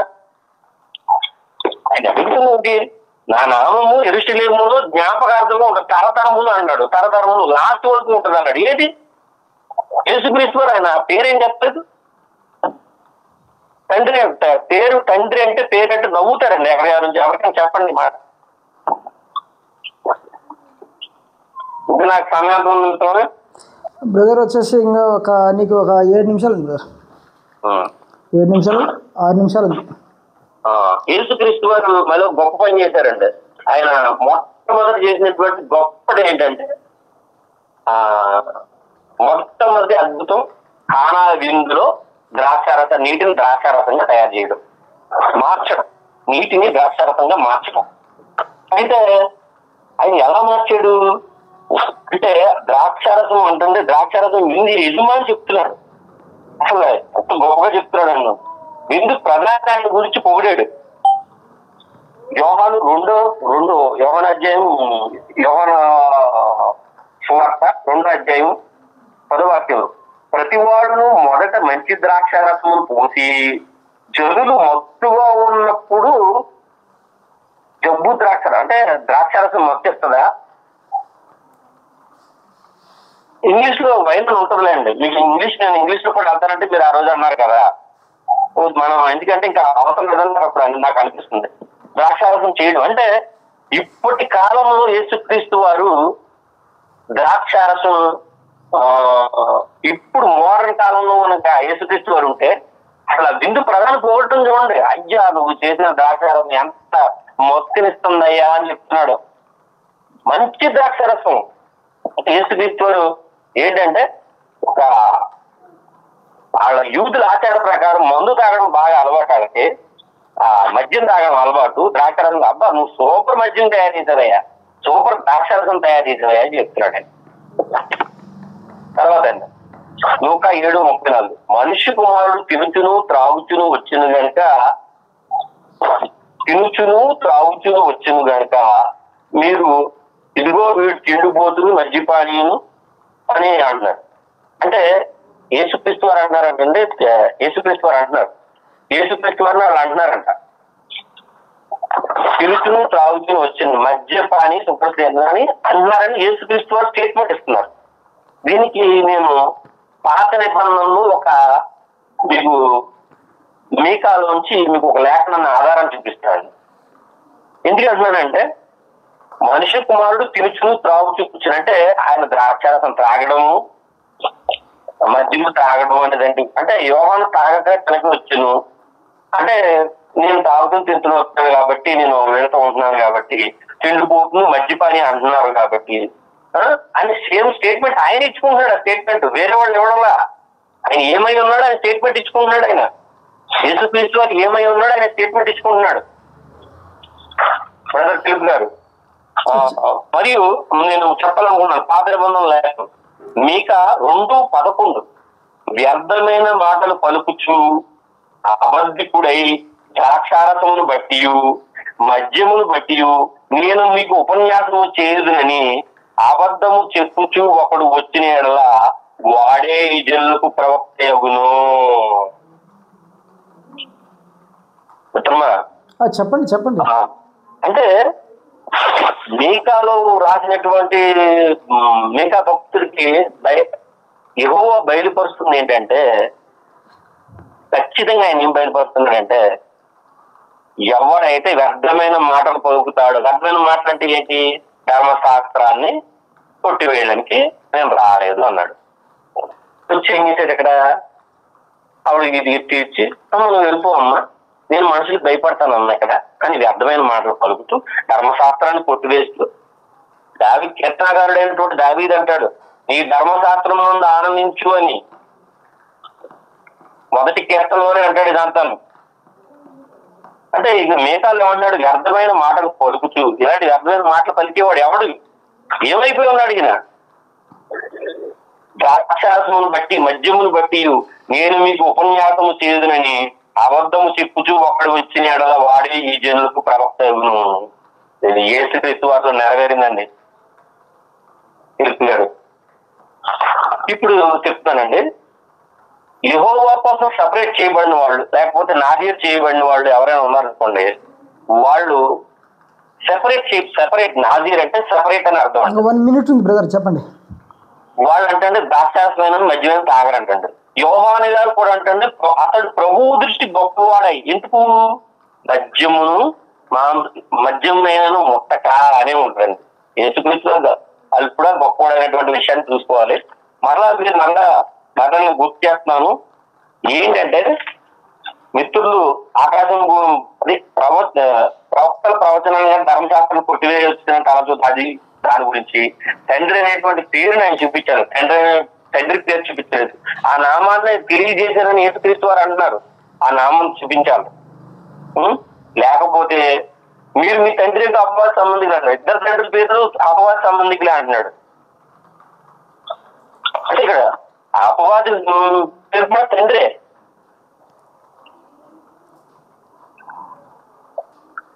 అపవాది పేరు కూడా తండ్రి అయిపోతుంది ఇక్కడ. కాస్తంతా దీన్ని గుర్తు చేసుకుంటారని ఎందుకంటున్నానంటే, నిరంతరము తరతరములకు నా జ్ఞాపకార్థనామం ఏది ఆ నామం. కొత్త నిబంధనలో బ్రదర్ పిలుపు గారు చెప్పడం అనేది వేరేదో చెప్పుకొస్తున్నారు. నా దాన్ని మీరు పొట్టివేయండి మిత్రమా అని చెప్తుంటే దాన్ని ఏమి కలపకుండా దిలీప్ కి అవకాశం ఇద్దాం. టైం అయిపోయింది. Okay brother Dilip brother brother ఒకటేంటంటే చెప్పండి. మీరు చెప్పిన ఏంటంటే కొద్ది చేసుకుంటూ వస్తే మీరు చెప్పిన సబ్జెక్ట్ ఏంటో నేను చెప్పే సబ్జెక్ట్ ఏంటో అర్థం కాదు. ఫస్ట్ లో ఏంటంటే మీరు ఏం చెప్పావు అనేది నేను విని నేను రాసుకుంటాను. తర్వాత నేను చెప్పేది ఏంటో నేను చెప్పింది నీవు రాసుకుంటాను. రెండోప్పుడు ఏంటంటే ఏవైతే నువ్వు చెప్పావో దాన్ని నేను వివరణిస్తాను.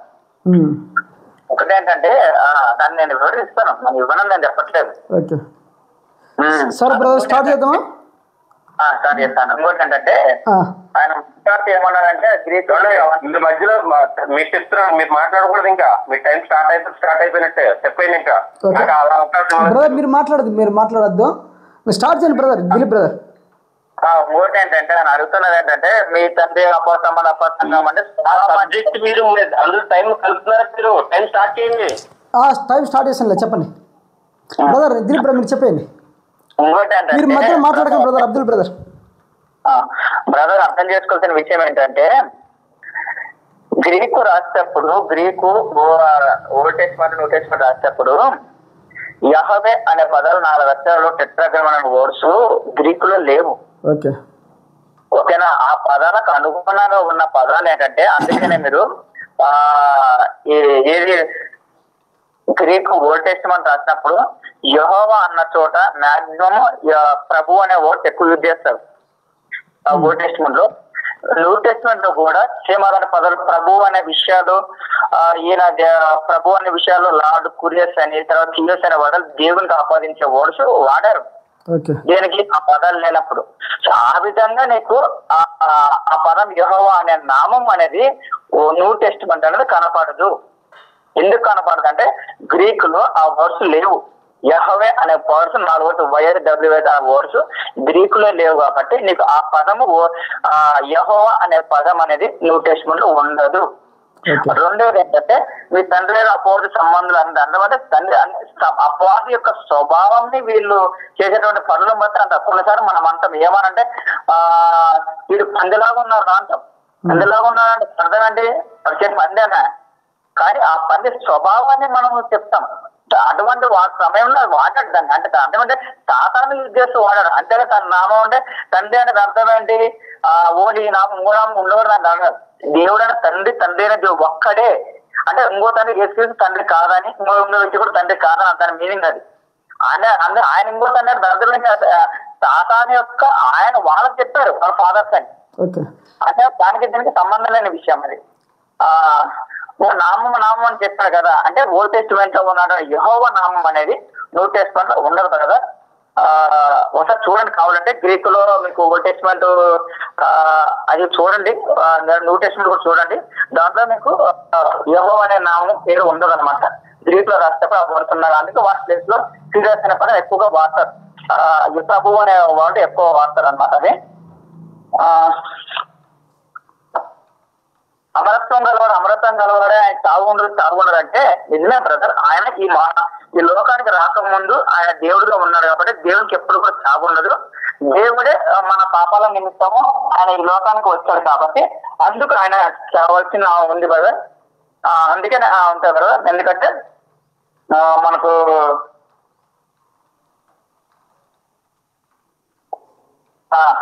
రోమిలకు రాసిన పత్రిక 8:4 దేవుడు పాప పరిహార నిమిత్తము దేవుడు తన సొంత కుమారుని పాప శరీరాత్మక ఆయన మీద పాపను శిక్ష వేశాను అనే విషయం ఉంటుంది కదా.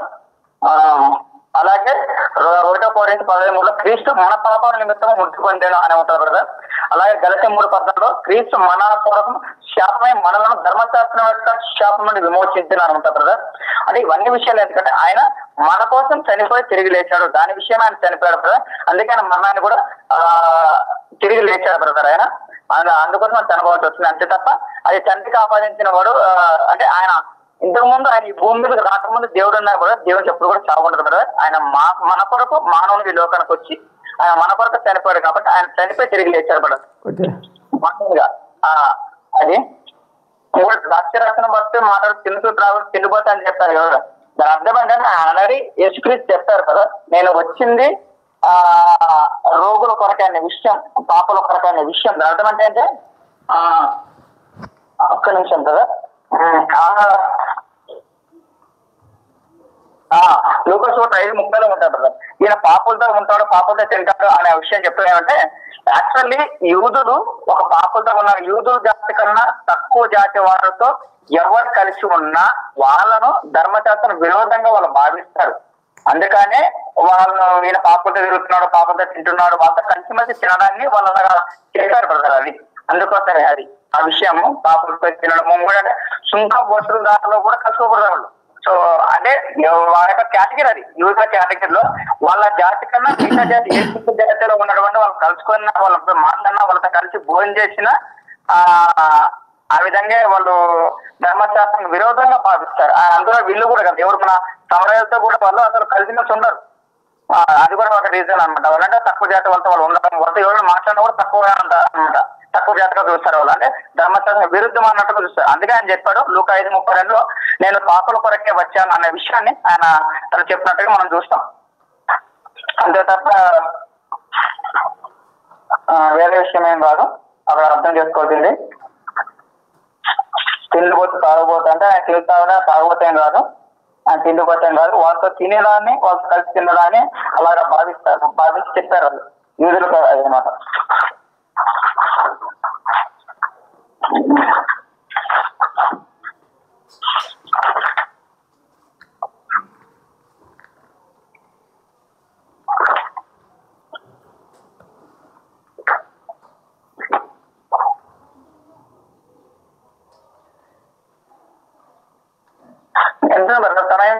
సమయం వచ్చేసి ఇంకా ఒక 10 నిమిషాలు ఉండలేదు బ్రదర్. చెప్పండి. 10 నిమిషాలు ఉందిలేండి. 9 నిమిషాలు. Okay brother. రెండో విషయాన్ని చెప్తున్నానంటే యూదులు ఎప్పుడు కూడా వాళ్ళు మొజాయిక్ అంటే ధర్మశాస్త్రాన్ని ఎక్కువగా పాటిస్తారు. 10 ఆజ్ఞలు కావచ్చు, ఆచార వ్యవహారాలు కావచ్చు, మత సామాజిక కావచ్చు, ఆహార నియమాల విషయాల్లో చాలా పకడ్బందీగా పాటిస్తారు బ్రదర్. అందుకనే ఈయన వాళ్ళతో పాపులతో అంటే పాపులు అంటే వాళ్ళ పాపం చేసిన వాళ్ళు కాదు, జస్ట్ కింద స్థాయి వాళ్ళు. ఇప్పుడు ఎంతగా మన ఇండియాలోనే ఉంది ఏమని తక్కువ జాతి వాళ్ళతో చేసి వాడు మహిళంటే తండ్రాన్ని వాళ్ళు అని శాతం. యూదులు కాదని మిగతా కింద జాతి వాళ్ళు ఉంటారు కదా, వాళ్ళు పాపలుగా ఏంటి. అందుకే ఆ ఎక్స్క్లూసివ్ చెప్పండి, నేను మీకోసం రాలేదు, నేను వీళ్ళ కోసం వచ్చాను అన్నట్టు చెప్పాడు. అంటే డాక్టర్ అది ఆరోగ్యం ఉన్న వాళ్ళకి డాక్టర్ అవసరం లేదు, రోగుల గారికి డాక్టర్ అంతగా చెప్తారని వాళ్ళ విషయం. అర్థం ఏంటంటే మీరు బాగుంటుంది మీకోసం కాదు, నేను ఎవరైతే రోగులుగా ఉన్నారు ఎవరైతే వాళ్ళు ఉన్నారు వాళ్ళ కోసం నేను వచ్చాను అన్నట్టుగా చెప్తారు. దాని పాపల కొరకంటే వాళ్ళ పాపం చేసిన కాదు, తాగుపోతున్నట్టు వాళ్ళ మధ్యలో సేవించే వాళ్ళు పూర్తి వాళ్ళు మొక్కలే ఉండి పూర్తి వాళ్ళనే కాదు. అర్థం అంటే వాళ్ళతో కలిసి ఉన్నాడని వీళ్ళట మాట్లాడారు. అది మనం కూడా ఇప్పుడు చూడండి, వేరే వేరే హైకాస్ట్ వాళ్ళు కింద పడ్డామంటే వాటర్ కలిసి తిన్నాడు అంటే పెద్ద హై లెవెల్లో హైలైట్ చేస్తారు దాన్ని అంతగాని వాళ్ళతో తెలిసి చాలా పాపంగా ఇచ్చేవాళ్ళు. ఇంకా తెలిసింది అది కొత్త విషయం కాదు. అంటే అక్కడ కూడా మన కనిపిస్తుంది బైబిల్లో యూదులు అంటే చాలా డిఫరెంట్ పీపుల్స్, మిగతా వాళ్ళు జనరల్ గా మీరు చదివినా కూడా యూదులకు సమరులకు ఉన్న అదింత ఇన్ఫర్మేషన్ డిఫరెంట్ గా చదివితే మీకు అర్థమవుతుంది. వీళ్ళు కింద జాతి వాళ్ళగా వాళ్ళు ట్రీట్ చేస్తారు. ఆ సమస్య కూడా చెప్తారు కదా, మేము వీళ్ళతో మాతో మీరు మాట్లాడకూడదు, మాతో మీరు 4 నెలలు తాగకూడదు అన్నట్టుగా మాట్లాడతారు కదా. అది అర్థమైనా వాళ్ళు డిఫరెంట్ పీపుల్స్ అనమాట. అందుకని వాళ్ళు మాట్లాడదు చేయాలని ఆ విధంగా మనం అర్థం చేసుకోవాలి బ్రదర్. దాన్ని వాళ్ళంటే తాగిపోతుంటే నిజంగా తాగిపోతాను కాదు, తిండిపోతుంటే నిజంగా తిండిపోతాను కాదు, వాళ్ళతో కలిసి తినడాన్ని, వాళ్ళతో కలిసి ఉండడాన్ని, వాళ్ళతో కలిసి ఉండడాన్ని అది నేరంగా వాళ్ళు భావించారు యూదులు.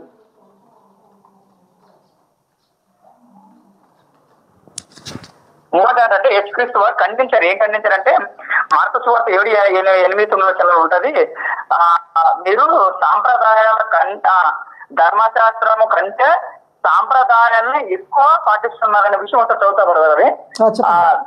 వాళ్ళ అర్థం ఏంటంటే వాళ్ళు ఇన్నరు ఆత్మీయ జీవితాన్ని వాళ్ళు విడిచిపెట్టి వాళ్ళు ఎక్కువ వాళ్ళకి ఏం కావాలంటే ఓవరాల్ అన్ని కూడా 7:8-9 చూస్తున్నారు కదా. మీరు దేవుని ఆజ్ఞను విడిచిపెట్టి మనుషుల పారంపర్యాచారంను గైకొనుచున్నారు మరియు ఆయన మీరు మీ పారంపర్యాచారంను గైకొన దేవుని ఆజ్ఞ గుర్తిగా నిరాకరిస్తున్నారని. సో వాళ్ళ అర్థం ఏంటంటే దేవుని ఆజ్ఞలను పాటించే దానికన్నా వాళ్ళకి ఎక్కువ లోకాచారం అంటే ఆచారం ఎక్కువ ఉన్నారు. అదే వాళ్ళకి ముఖ్యం.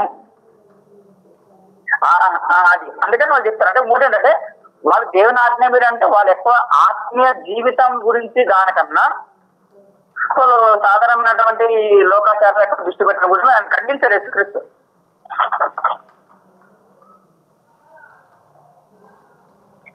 ఇంకెంత టైం ఉంది బ్రదర్?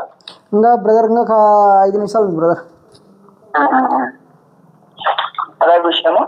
ఇంకోటి ఏంటంటే ధర్మశాస్త్రం మీరాడు అని అంటున్నట్టు యాక్చువల్లీ ధర్మశాస్త్రాన్ని మీరాడు అని అనిపించినప్పుడు ఎక్కడ కూడా వాళ్ళు జ్యూస్ వేసుకుని కట్టించుకుంటే వచ్చారు.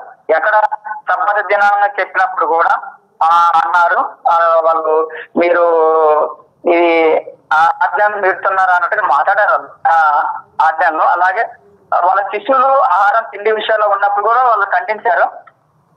ఇంకోటి ఆయన దేవుణ్ణి మనిషి ఉండి దేవుణ్ణి అని చెప్పినప్పుడు కూడా అంటే మోషే లా ప్రకారం దేవుని చెప్పడం కూడా అది ఆ దేవదూషణ కింద వస్తుంది. అక్కడ వాళ్ళు యూజులు భావించారు.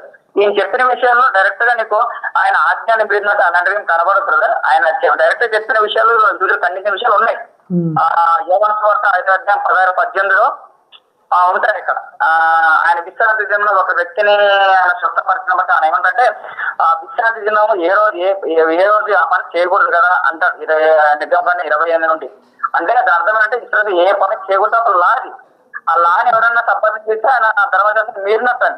అప్పుడు ఆయన ఏమన్నాడు, యేసుక్రీస్తు ఏం చేస్తాడు, మనిషి యొక్క అవసరాన్ని బట్టి ఆయన ఆ పని చేశాడు. అందుకని అంటాడు మార్కు సువార్త 2:20 సబ్బతు మనుషుల కొరకే ఏర్పడింది కానీ మనుషుడు సబ్బతు కొరకు ఏర్పడలేదు అన్నట్టుగా చెప్తాడు. అంటే దినము సబ్బత్ దినాలను మనుషుల కొరకే కాదు మనుషుల కొరకే అన్నది చెప్తాడు. అంటే దినాలు మనిషి కొరకు కాదంటే చెప్పాడు. అర్థం ఏంటంటే ఆయన అక్కడ మనిషికి అవసరాన్ని ప్రేమను చూపించాడు. దాని వల్ల మీరారని చెప్పారు. అదొకటి. ఆహార విషయంలో కూడా మీ శిష్యులు చేదో అనుకోకుండా అన్నం తింటారు అన్న విషయాన్ని చెప్తారు. అప్పుడు చెప్తారు కూడా వాళ్ళు ధర్మశాస్త్రం మీరంటే చెప్పారు. అర్థమైంది ఆయన బయట బాహ్య ఆచారాల కంటే హృదయ పవిత్రతను హృదయ పవిత్రత నిజమైన ధర్మం అన్నట్టు ఆయన యేసుక్రీస్తు చెప్పాడు. ఆయన ఎక్కడ మీరినట్టు చెప్పలేదు, వీళ్ళు అంటున్నారు ఇక్కడ మీరినామని చెప్పేసి. చెప్పండి. థ్యాంక్ యూ బ్రదర్, ఇచ్చేసాను. ఓకేనా బ్రదర్? ఒక నిమిషం బ్రదర్. ఇప్పటికే సెకండ్ రౌండ్ కూడా పూర్తి అయిపోయింది. చివరి రౌండ్ బ్రదర్. సరే, ఒక 10 నిమిషాలు ఉంటుంది టైమింగ్. బ్రదర్ స్టార్ట్ చేయమంటారా అబ్దుల్ బ్రదర్? ఒక నిమిషం ఉందండి ఆ స్టార్ట్ చేసి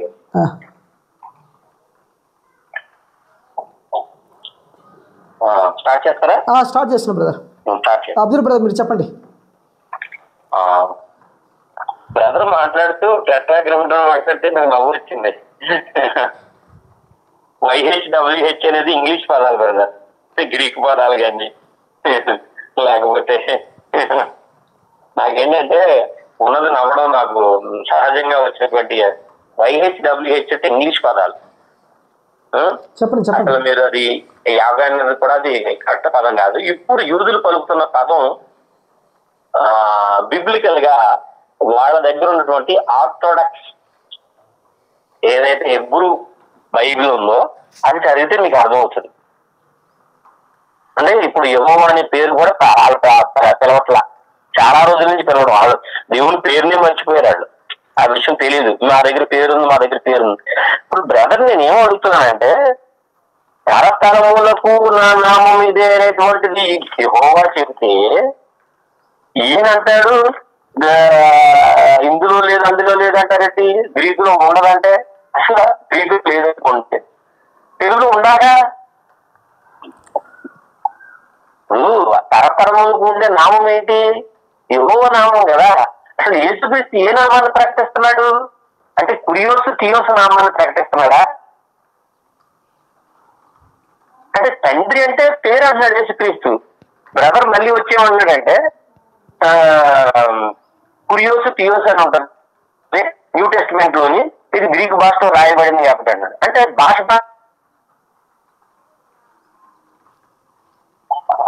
అంటే దేవుని పేరు మార్చుకుంటూ పోతారా? అసలు తండ్రి అంటేనే పేరు అని చెప్తున్నాడు ఏదో ఇక్కడ. అసలు ఆయన ఏం చెప్తున్నాడు? అసలు కాంట్రవర్సీ అయిపోతున్నాడు, కాంట్రడిక్ట్ అయిపోతున్నాడు ఆయన. అసలు ఆయన చెప్పే మాటకు అసలు తండ్రి అంటే పేరు నవ్వుతారండి. అసలు దాని గురించి నీ నామం బయలుపరిచిందంటే నామాన్ని బయలుపరిచాను అంటున్నాడు. ఆ బయలుపరిచిన నామాన్ని బ్రదర్ పిలుపు గారిని చెప్పమంటే చెప్పట్లేదే, చూపించట్లేదు బైబిల్ నుంచి. యూదులు చూస్తారు. యూదులు ఎవరు చూస్తారు? అని సమరయ్యని ఆవిడ వచ్చి నా కూతురికి ఇలా ఉన్నాయా, అనారోగ్యంగా ఉందంటే పిల్లలకు వేయటం మానేసి కుక్క పిల్లలకి వేస్తున్నారు. అంటే అన్యులు ఎంత హీనంగా చూశారు యేసుక్రీస్తు వారు అక్కడ. కుక్కలా యేసుక్రీస్తు వారు అన్నారు. అది స్టేట్మెంట్ యేసుక్రీస్తు వారు అన్నాడు. మళ్ళీ బ్రదర్ మాట్లాడుతూ వైద్యుడు లేకపోతే రోగులు అన్నాడు. అంటే వైద్యుడు రోగులు కలిసి తాగేస్తారా, కలిసి తినేస్తారా? అంటే ఎక్కడైనా ఉన్నది ఏ హాస్పిటల్లోనే జరుగుద్దా? వైద్యుడు తన తీసుకునే ఆహారం సపరేట్ గా తీసుకుంటూ వారితో సపరేట్ గా ఉంటూ వారికి ఇస్తాడు. వాడు కూడా మీరు చెప్పి మీరు ఇచ్చేదాన్ని కొద్దిగా చూసుకోండి. ఓకే, ఇది ఇలా ఉంటే యేసుక్రీస్తు వారు మళ్ళీ స్టేట్మెంట్ ఇస్తారండి. ఆ స్టేట్మెంట్ మీరు చూడండి. యేసుక్రీస్తు వారు దేవుడు అది ఇది అది ఇది అని వేస్తున్నాడు. అయినా బ్రదర్ ఫిలిప్ గారు కాస్తంత చూసుకుని చెప్పమనండి. మార్క్స్ వార్త 10:18 యేసు నన్ను సత్పురుషుడిని ఎలా చెప్పుచున్నావు? దేవుడు ఒక్కడే గాని మరి ఎవడునూ లేడు. మళ్ళీ ఇక్కడ దేవుడు అదే చెప్తున్నాడు. దేవుని పేరు చెప్పాలి ఇక్కడ. నేను మొదటి నుంచి అదే చెప్పాను. ఆయన ఏమై ఉన్నాడు, ఆయన అస్తిత్వం గురించి చెప్పుకుని వచ్చినప్పుడు దేవుని పేరుని చెప్పుకుంటూ రావాలి. ఇప్పుడు కురియోస్ థియోస్ అని పేరు చెప్పుకుంటూ వస్తారు. ఇలాగా అసలు తండ్రి ఆయన మత్తయి సువార్తలో రాయబడింది ఏంటంటే 23 భూమి మీద తండ్రి అని ఎవరికి నీ పేరు పెట్టవద్దు అన్నాడు. అసలు తండ్రి అంటే పేరు ఏంటండి? అసలు బుర్రలో కూడా ఎవరైనా చేస్తారు అసలు ఆ మాట అంటారా? ఇలా అనొద్దు అలా అనొద్దు అంటున్నాడు బెదరు. దేవుడు అంటే తన సొంత కుమారుడు అంటే పాప శరీరాఘాతంతో తప్పడట. అదిటిది పౌలు గారు ఏం మాట్లాడుతున్నాడు? పౌలు గారు మాట్లాడిన మాటలు విషయం చెప్తాను వినండి. కొరింథీ రాసిన పత్రిక మొదటి కొరింథీ రాసిన పత్రిక 1:25 అనుకుంటండి. అది అంటాడు దేవుని వెరుగుతనం అంట మనుషుల వెరుగుతనం కంటే గొప్పదంట. ఏంటిది? దేవుని బలహీనత అంటే మనుషుల బలం కంటే గొప్పదంట. అసలు దేవుడికి బలహీనత ఉంటుందా? ఏంటి రాయడం ఏంటి? అసలు రాయడం ఏంటండి ఇది? అసలు ఏముండదు బ్రదర్ పిలిపోయారు. అసలు ఏమనుకున్నారు ఇది? అసలు ప్రజల మధ్య ఏం చెప్దామని దీన్ని తీసుకున్నారు నాకు అర్థం కావడం లేదు. తండ్రి అంటే పేరు తండ్రి అంటే పేరంట. నాకే ఆశ్చర్యంగా ఉంది.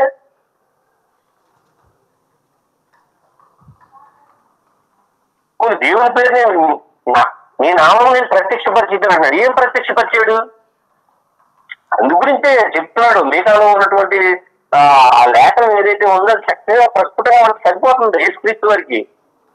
మీకా 2:11 వ్యర్థమైన మాటలు పలుకుచు అబద్ధికుడై ద్రాక్షారసమును బట్టి మద్యమును బట్టి నేను మీకు ఉపన్యాసము చేయదునని అబద్ధమును చెప్పుచు ఒకడు వచ్చిన ఎడల వాడే జనులకు ప్రవక్త అగును.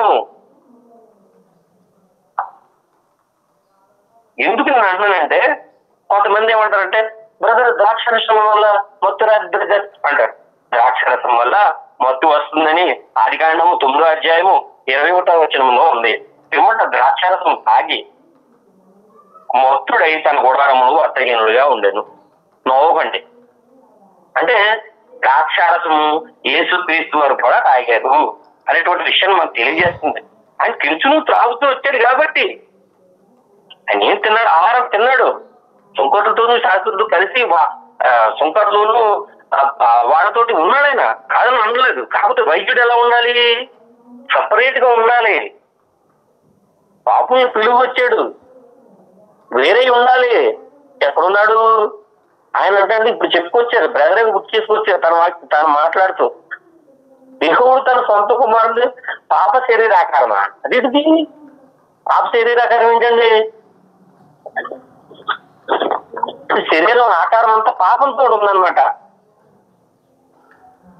దానికి లింక్ మీకు నేను చెప్పుకొస్తాను. అయితే యేసుని సత్పురుషుడని ఎలా చెప్తున్నావు? ఇక్కడ ఒక ఆయన వచ్చి అడుగుతున్నాడు, సత్పురుషుడని నన్ను ఎలా చెప్తున్నావు? దేవుడు ఉన్నాడు, దేవుడు ఒక్కడే సత్పురుషుడని చెప్తుంటే నేనేసు దేవుడు అంటున్నాడు. ఆయన స్టేట్మెంట్ నేను కొట్టేస్తున్నారు. బ్రదర్ ఫిలిప్ గారు ఇప్పుడు ఆయన స్పీకర్ కదండి, ఆయన దానికి నేను వస్తున్నానండి. లేకపోతే యేసుక్రీస్తు వారు ఏమై ఉన్నారు? శాపగ్రస్తుడై ఉన్నాడని చెప్తున్నాను బైబిల్. గలతీ 3:14 ఇందు గూర్చి మ్రాని మీద వేలాడిన ప్రతి వాడును శాపగ్రస్తులను రాయబడి ఉన్నది. ఓకే అండి. 1 దేవుని గురించి మాట్లాడేవాడు ఎవడు యేసు శాపగ్రస్తుడని చెప్పడానికి. ఇది ఎవరు రాశారు? గలతీ పౌలు గారు రాశారు. 1 కొరింథీ పౌలు గారి ద్వారా వచ్చింది. ఈయన చెప్తున్నాడు యేసుక్రీస్తు శాపగ్రస్తుడని. తర్వాత ధర్మశాస్త్రంలోకి వెళ్తే మరణ శిక్షకు తగిన పాపం ఒకటి చేయగా అతని చంపి బాగు మీద వేలాడదీయగలను. అసలు మరణకరమైన శిక్ష ఏం చేశాడు యేసుక్రీస్తు వారు? అసలు మరణకరమైన పాపం ధర్మశాస్త్ర ప్రకారంగా ఆయన ధర్మశాస్త్రం మీద కాబట్టి అది వచ్చింది. నేను చెప్పేది అదండి. అసలు చంపి వాడి మీద వేలాడదీయాలని లేఖనంలో ఉంటే పౌలు గారు ఆ లేఖనం కోట్ చేసుకొచ్చి చంపిన తక్కువ వేలాడదీయాలంటే వాడి మీద వేలాడదీయాలని చెప్పి రాసుకుంటున్నాడు. చూసారా లేఖనాలను ఎంత వక్రీకరించారు ధర్మశాస్త్రాన్ని అయినా పౌలు గారు. యేసువారి గురించి అంత వక్రీకరణ ఏంటి బ్రదర్ ఇది?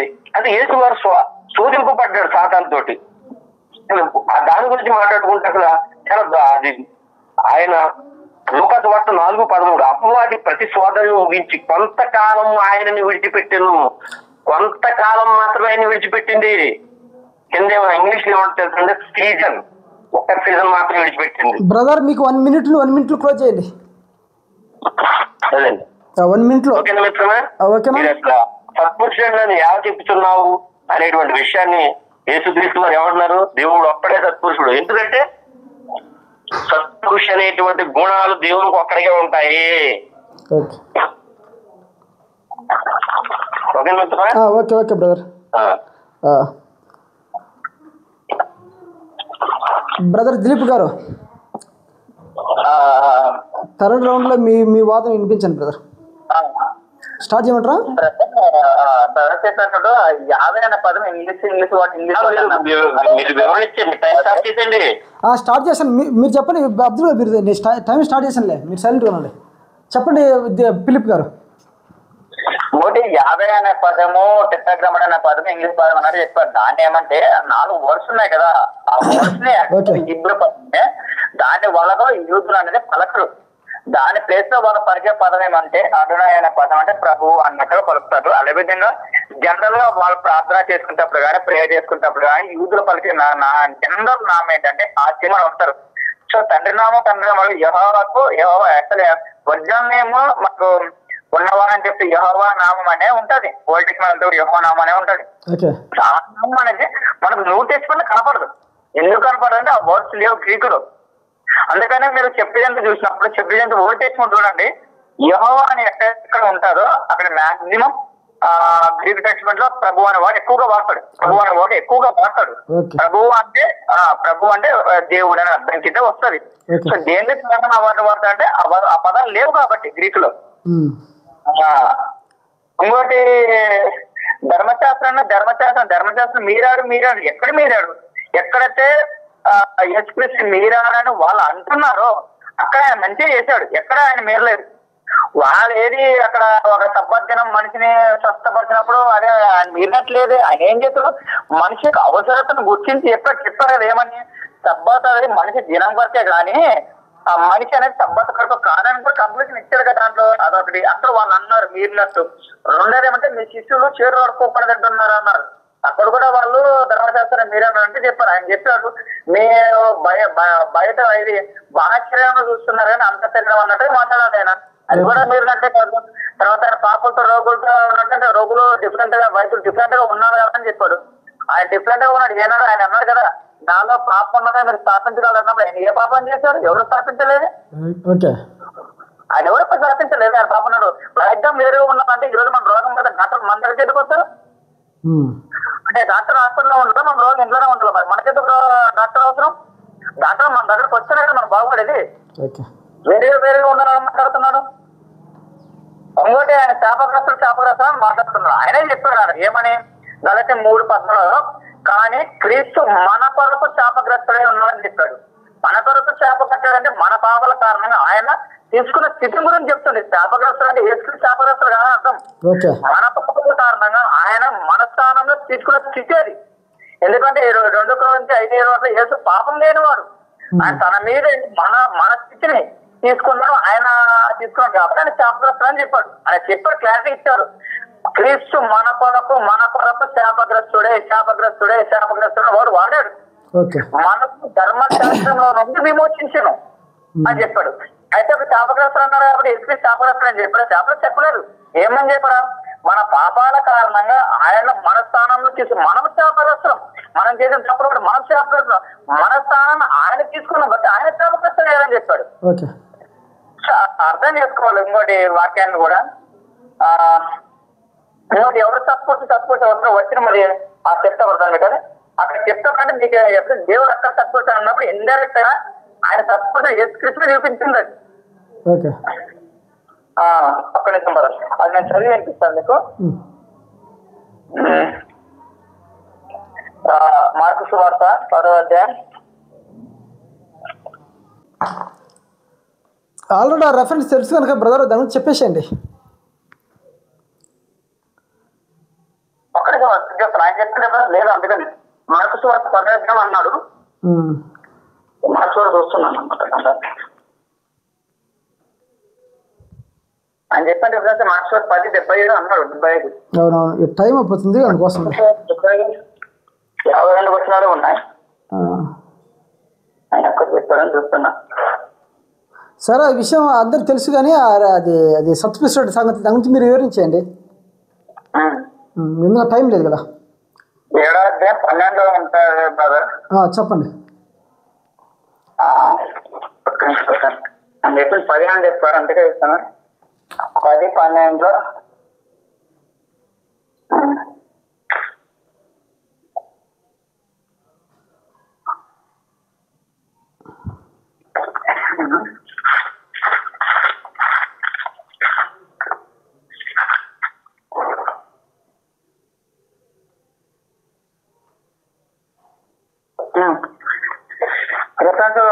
చూస్తున్నా కదా. అంటే ఆయన ఎవరు సపోర్ట్ చేయనప్పుడు ఇండైరెక్ట్ గా యేసుక్రీస్తు మీరు ఎవరన్నా అనుకుంటే ఆయన అనుకున్నది ఆయనే. యేసుక్రీస్తు సపోర్ట్ అన్నట్టే చెప్పాడు. ఆయన విష్ణు ఏమన్నారు అంటే మీరు ఎలా అనుకుంటున్నారు అంటే దేవుడు అక్కడ కాదంటే ఆయన ఇండైరెక్ట్ గా యేసుక్రీస్తు దేవుడు అని చెప్పిన విషయాన్ని ఆయన చెప్పారు బ్రదర్ అక్కడ. ఓకే, కదా ఇంకా టైం ఒక 3 నిమిషాలు ఉంది బ్రదర్, చెప్పండి బ్రదర్. ఈ 3 నిమిషాలు మీరే వాళ్ళతో కంక్లూజన్ చేసేయండి బ్రదర్. బైబిల్ వెలుగులో యేసు ఏమైనాడు అనే దాని మీద నేనేమంటున్నా అంటే, ఓకే బ్రదర్, ప్రజలు నిర్ణయం తీసుకుంటారు, వాళ్ళ ద్వారా మనము తీసుకున్న జడ్జిమెంట్. చెప్పండి కదా, నేను చూస్తాను అతను.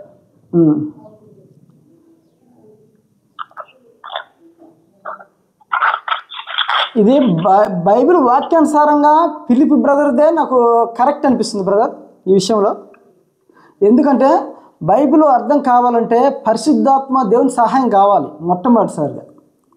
మనకు లోకల్ నాలెడ్జ్తో పని లేదు, కానీ బైబిల్ అర్థం కావాలంటే పరిశుద్ధాత్మ సహాయం ద్వారానే మనం బైబిల్ అర్థం చేసుకోవచ్చు నాకు అనిపిస్తుంది. కానీ ప్రజలకు మట్టుకు ఇది డిబేట్ ఇడిచిపెడుతున్నా, వాళ్ళు ఎలా జడ్జిమెంట్ ఇస్తే అదే మనం తీసుకుందాం. అది నా చివరి మాట. ఇంకోటి చెప్తారు కదా, ఇంకోటి మర్చిపోతున్నాడు కదా, నన్ను చచ్చిపోతాను ఆయన అనుకోండి ఏమంటే, ఆయన బయలుదేరి మార్గంలో పోతుండగా ఒకరు పరిగెత్తుకుంటూ ఆయన జరుగుతున్న మోకాళ్ళని చదువుకురా నిత్య జీవులకు వారతా నేనేం చేయాలని చెప్పినప్పుడు యేసు నన్ను సత్పురుషుడు ఎలా చెప్తున్నారు అన్నాడు. ఎప్పుడంటే కానీ మనం ఎవరు సత్పురు అన్నప్పుడు ఇవన్నీ చెప్తూ వస్తాయి. ఇండైరెక్ట్ గా ఆయన గురించి చెప్పిన మాటలు. ఓకే, అంతేనా బ్రదర్? ఒకరిని తక్కువ చేసినట్టు కాదు, ఒకరిని ఎక్కువ చేస్తున్నారు కదా, మీ అభిప్రాయం మీరు చెప్పొచ్చు. ప్రజల అభిప్రాయం ప్రజలు ఉంటారు, వినే వాళ్ళు చేసే వాళ్ళు కామెంట్ చేస్తారు. నీ ఒపీనియన్ నువ్వు చెప్పొచ్చు, అదే తప్పేం లేదు. నేను చెప్పేశాను, నీ ఒపీనియన్ చెప్పొచ్చు, దాని తప్పేం లేదు. నా ఒపీనియన్ అంటే చెప్పండి. నేను చెప్పాను ఆల్రెడీ చెప్పాను బ్రదరు. సరే, మరి ఇంతటితో ఈ కార్యక్రమం క్లోజ్ చేద్దాం బ్రదరు. అబ్దుల్ బ్రదరు, బ్రదర్ మీకు నా హృదయపూర్వక షాలోమ్ అండి ఫిలిప్ గారు. బ్రదర్ ప్రతాప్ గారికి నా హృదయపూర్వక షాలోమ్ అండి. మనం ముగ్గురం కూడా చాలా చక్కగా చేసాం, చాలా అద్భుతం జరిగింది బ్రదర్. మీ ఇద్దరికి నా హృదయపూర్వక వందనం తెలియజేస్తున్నాను, ధన్యవాదాలు తెలియజేస్తున్నాను. క్లోజ్ చేద్దాం బ్రదర్. దేవుని చిత్తం అయితే మరలా మనం కలుద్దాం. ఓకే బ్రదర్, క్లోజ్ చేద్దాం బ్రదర్. Bye brother.